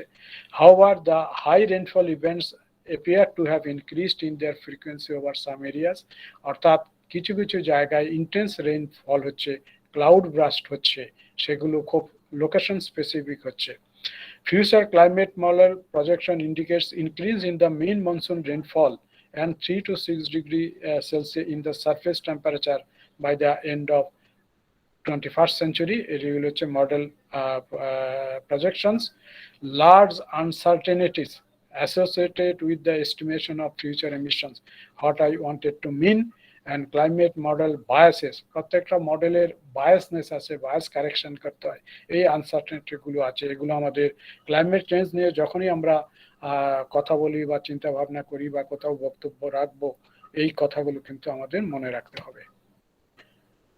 Facts and information contained within these documents are obtained from the sources IPCC and IMD literature. Thank you all for inviting me again. My sincere thanks to the principal, Sir Dr. Parthasarathi Mukhopadhyay and Chief Patron Sri Maulay Mukhopadhyay for giving me this opportunity to give this Amita Ranjan Memorial Lecture. I will remember this lecture through my future, because Siuri, Birbhum or Vishwabharati or the place of Kavi Guru is always in our mind. Thank you all. Thank you very much, sir. Such an informative, such a comprehensive lecture we have had today. And it is not only about the climate change, but also the specifications and generalization of climate change as well as the global warming. Every aspect of global warming, every aspect of climate change is addressed so well that not only us, but also our students will get benefited from this. Besides this, we have informed about the myths, obviously, which sir personally indicate about his college life when Desh Putrika is predicted about the 30 years of submergence. These also make us understandable that everything that is floated over the information of frightened us about the climate change, about the critical position of the civilization is always not right. As the first sir have said that whatever the prediction is done, there is a great degree of uncertainty. That uncertainty is due to human error. That uncertainty is due to the limitations of our thinking, because nature have its own rules and regulations that cannot regulate by us. Thank you very much, sir, for responding in our invitation. We will hope to see you again and again, because in chat box right now, I have seen that some of the students and persons are requested to hear you again and again. They have requested that please arrange Devnath sir again for us, and we have to hear something much more interesting as well as new. Thank you very much from the Geography Department, from the teaching and non-teaching staff of Birbhum Mahavidyalaya, and thank you, sir, for having with us. After having so much busy schedule, you have responded to us. Thank you very much. Thank you all also. Thank you, sir, for your informative lecture, sir. Thank you. আমরা আজকের অনুষ্ঠানের প্রায় শেষ পর্যায়ে এসে দাঁড়িয়েছি। আমরা সকলেই শুনে নিলাম দেবনাথ স্যারের কাছ থেকে আজকের ক্লাইমেট চেঞ্জের বিভিন্ন ভাবনাগুলো, তার বিস্তারিত রূপগুলি, এবং আশা করি আমাদের সবার কাছে এই বিষয়টা ভীষণ রকম পরিষ্কার হয়ে গেল। আজ থেকে আমরা নতুন ভাবে ক্লাইমেট চেঞ্জের বিষয়টি ভাবতে এবং জানতে চেষ্টা করব। এরপর আমি দেখে নেব আমাদের বীরভূম কোয়েল এক মিনিট। কোয়েল স্যারের কাছে একটা মানে যদিও মেমোরিয়াল লেকচারে কোনো প্রশ্ন থাকে না, কিন্তু আমাদের সহকর্মী ছিলেন আমাদের বিশ্বজিৎ দা, উনি একটা প্রশ্ন রেখেছেন চ্যাট বক্সে, যে আমি একটু রিড আউট করছি। বিশ্বজিৎ দা আছেন? আমি আসলে মেমোরিয়াল লেকচার বলে কোনো প্রশ্ন প্রশ্ন ছিল না। এবারে উনি বলেছেন যে how extremity of atmospheric events are related with increase in temperature, এটা যদি আপনি একটু বলেন আর কি, সেজন্যই উনি রিকোয়েস্ট করেছেন।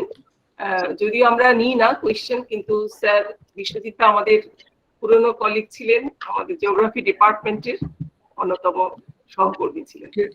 Can you read out again the actual question? how extremity of atmospheric events are related with increase in temperature.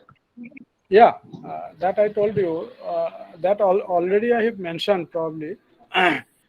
The temperature যদি বাড়ে, if the temperature rises, this temperature rise is over land, it gives more thundercloud. Rise in temperature gives more convection, more rainfall. In other sense, I like to mean there is no one-to-one relation in atmospheric science. The temperature বাড়লে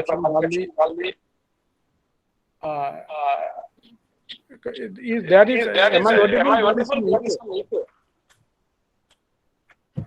Sir, you are Yes, sir. audible. প্রশস্তি একটু mute করো। Yes, sir, বলুন। Yeah, যে temperature বাড়লে convection বাড়লে rainfall বাড়বে, এটা হয়তো theoretically it is correct, but what I meant that in atmosphere there is no direct one-to-one relation because এত প্যারামিটার একসাথে interact করে. This is one thing. And another thing, rise in global warming will increase the sea surface temperature, and if sea surface temperature increases more than the chance of formation of genesis of cyclone increases, because the critical temperature for cyclone formation, critical temperature of sea surface is 26.5 degrees Celsius, and more sea surface temperature, more evaporation, more rainfall. So these are all interlinked. So rise in temperature will obviously affect all our weather phenomena. Thank you, sir. Thank you for Thank answering you, the sir. question from the audience. আমরা প্রায় শেষ লগ্নে আজকে স্মারক বক্তৃতা সভার।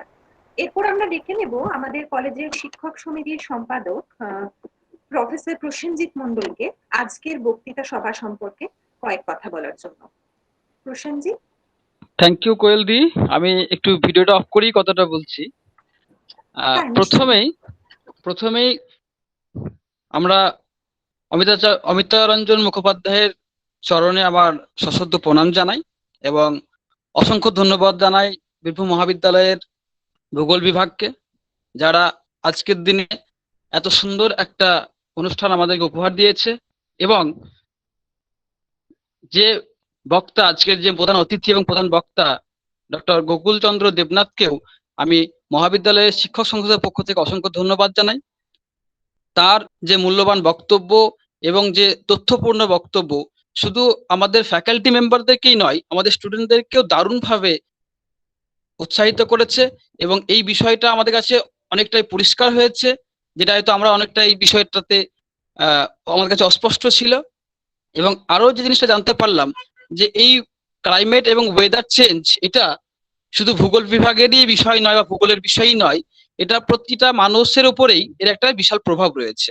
বিশেষ করে আমাদের মানব সমাজের উপরে ওয়েদারের যে প্রভাব বা ক্লাইমেট চেঞ্জের যে প্রভাব, সেই বিষয়টা উনি খুব সুন্দরভাবে ফুটিয়ে তুলেছেন এবং কিভাবে আমরা এই ক্লাইমেট চেঞ্জটাকে রুখতে পারি। যদিও এটা একটা সাংগঠনিক প্রচেষ্টা হওয়া উচিত, কারণ ব্যক্তিগতভাবে এটা কখনোই রোকা সম্ভব নয়, সেটাও তিনি খুব সুন্দরভাবে বলেছেন। স্যারকে আমার অসংখ্য ধন্যবাদ।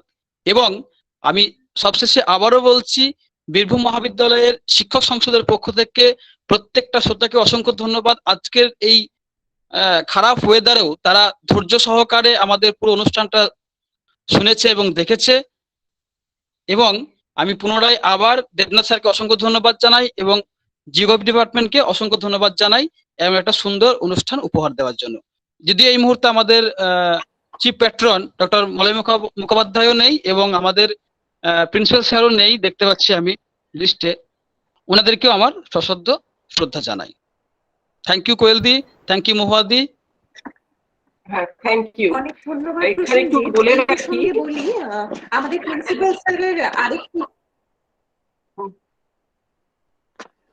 প্রিন্সিপাল স্যারের আরেকটি মিটিং থাকার জন্য উনি এক্সকিউজ করে গেছেন আমাদের প্রধান অতিথির কাছ থেকে। যে ওনার কোভিড-19 সংক্রান্ত কোনো প্রশাসনিক মিটিং এর জন্য উনি 1টা পর্যন্ত এই মিটিং এ থাকতে পেরেছেন, এই সভায় থাকতে পেরেছেন, তারপর ওনাকে বেরিয়ে যেতে হয়েছে। এবং আমার মনে হয় আমাদের অনুষ্ঠানের চিফ প্যাট্রনেরও, যেহেতু তিনিও খুব ব্যস্ত সমস্ত মানুষ, তাই ওনারও কোনো কাজের কারণে উনি বেরিয়ে যেতে বাধ্য হয়েছেন। ওনাদের দুজনের তরফ থেকে আমি আজকে প্রধান অতিথির কাছ থেকে মার্জনা চেয়ে নিচ্ছি। আমরা অনুষ্ঠানের প্রায় শেষ পর্যায়ে। আমরা স্যার অনুষ্ঠানের চ্যাট বক্সেও লিখে দিয়েছেন, কোয়েল হ্যাঁ স্যার চ্যাট বক্সেও লিখে দিয়েছেন যে এরকম উনি থাকতে পারছেন। উনি আগে থেকেই বলেছিলেন যে আমাদের প্রোগ্রামটা যেহেতু 11:30 থেকে 1টা ছিল, সেজন্য আবহাওয়াগত কারণে আমাদের একটু পিছিয়ে নিতে হয়েছে, তাই উনি 1টার সময়তেই ওনাকে ওনার শিডিউল যে মিটিং ছিল সেজন্য উনি বেরিয়ে যেতে বাধ্য হয়েছেন। সেজন্য স্যার আগেই আমাদেরকে বলেছেন যেন আমরা আমাদের মাননীয় বক্তাকে আমরা সেই কথাটা বলি। স্যার সেই জন্যই ওনারা থাকতে পারেননি শেষ পর্যন্ত। কোয়েল বলো।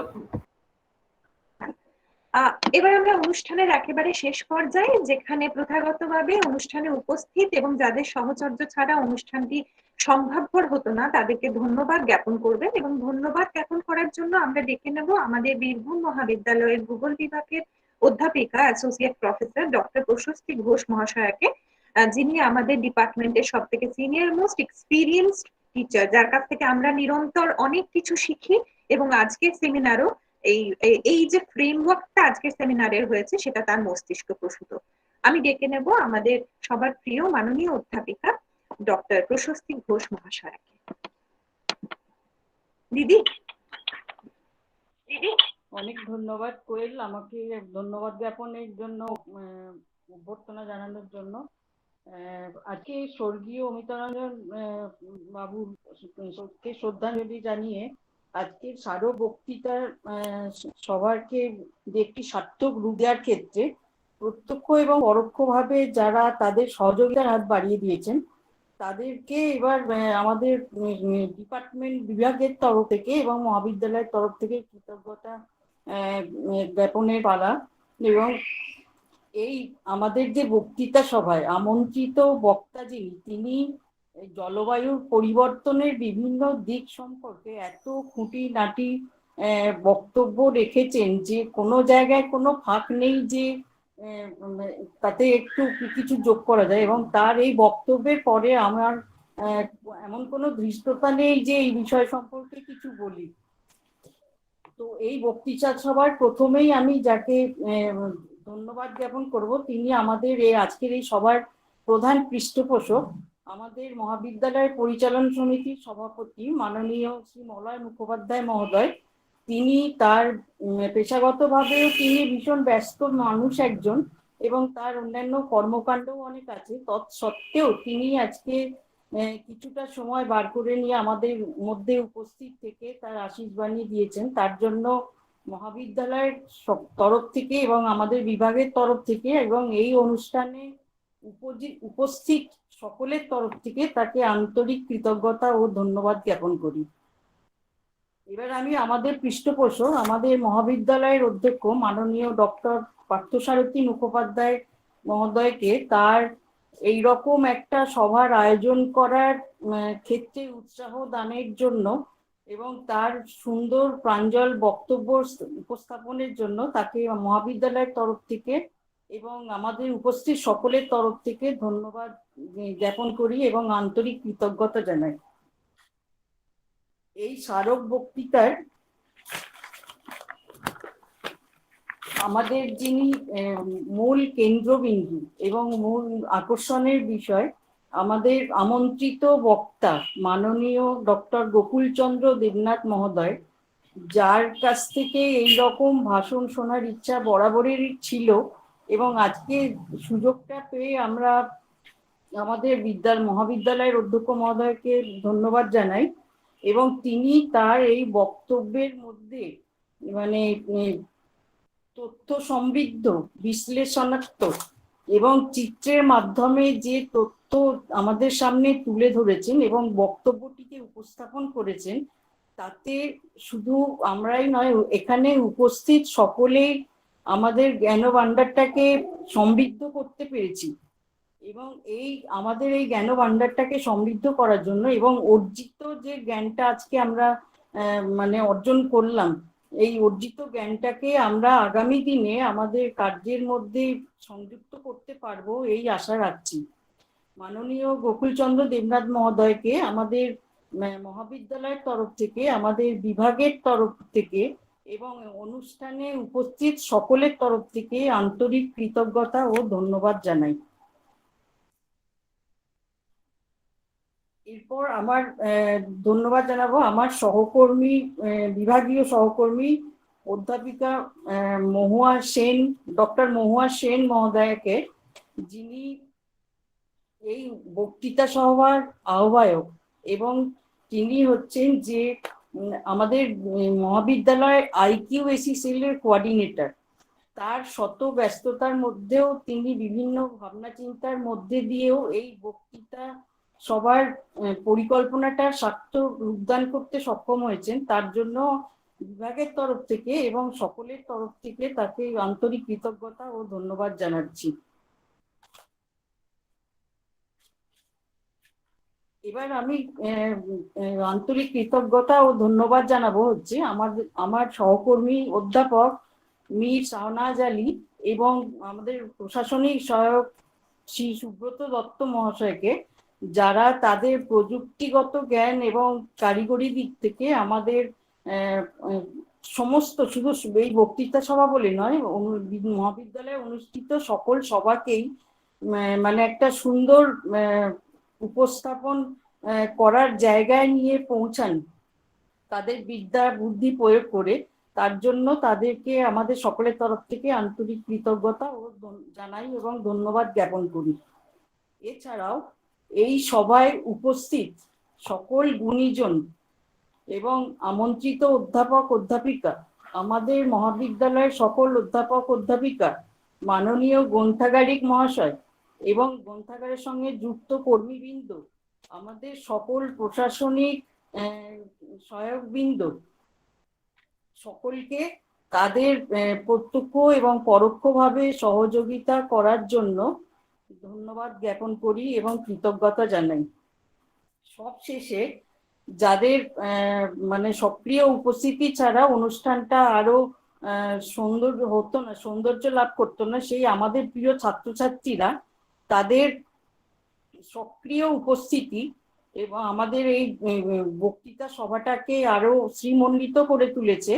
আমরা সবাই সকলে বিভাগের সমস্ত অধ্যাপক অধ্যাপিকার তরফ থেকে এবং মহাবিদ্যালয়ের সকলের তরফ থেকে তাদেরকে কৃতজ্ঞতা, শুভেচ্ছা এবং ধন্যবাদ জানাই। এই বলে আমি আমার ধন্যবাদ সূচক বক্তব্য শেষ করছি। ধন্যবাদ। অনেক অনেক ধন্যবাদ দিদি। পরিবারে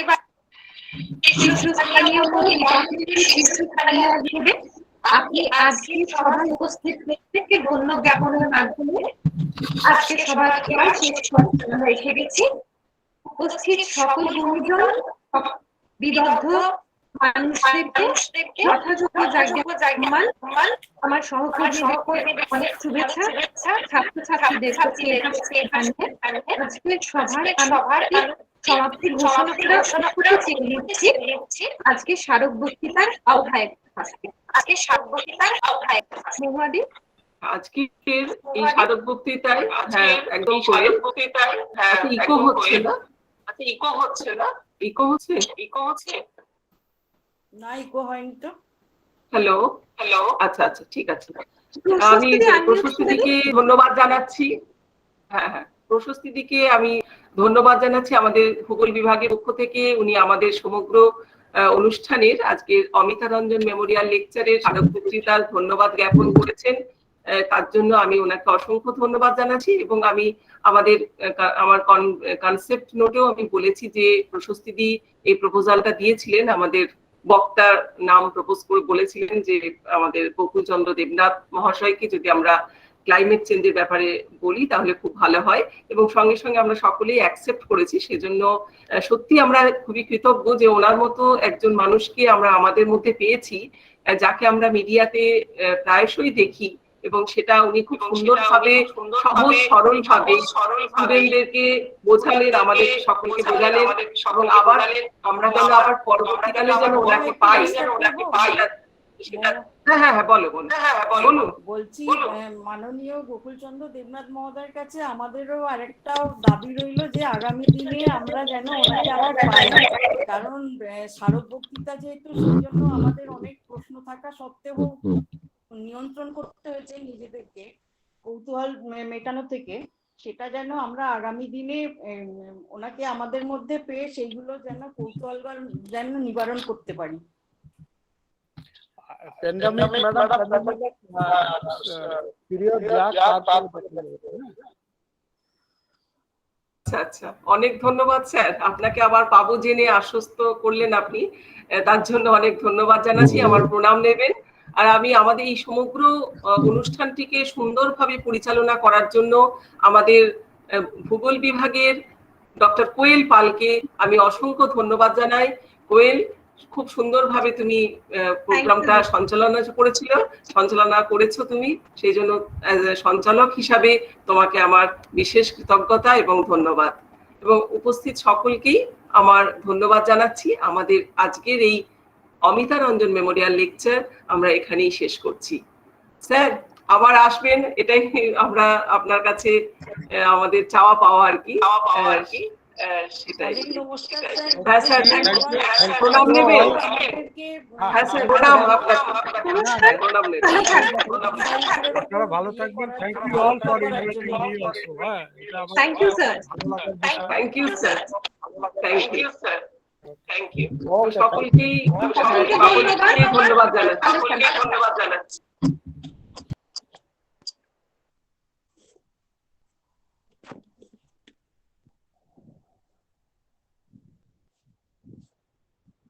ফিডব্যাক লিংকটা দেওয়া আছে।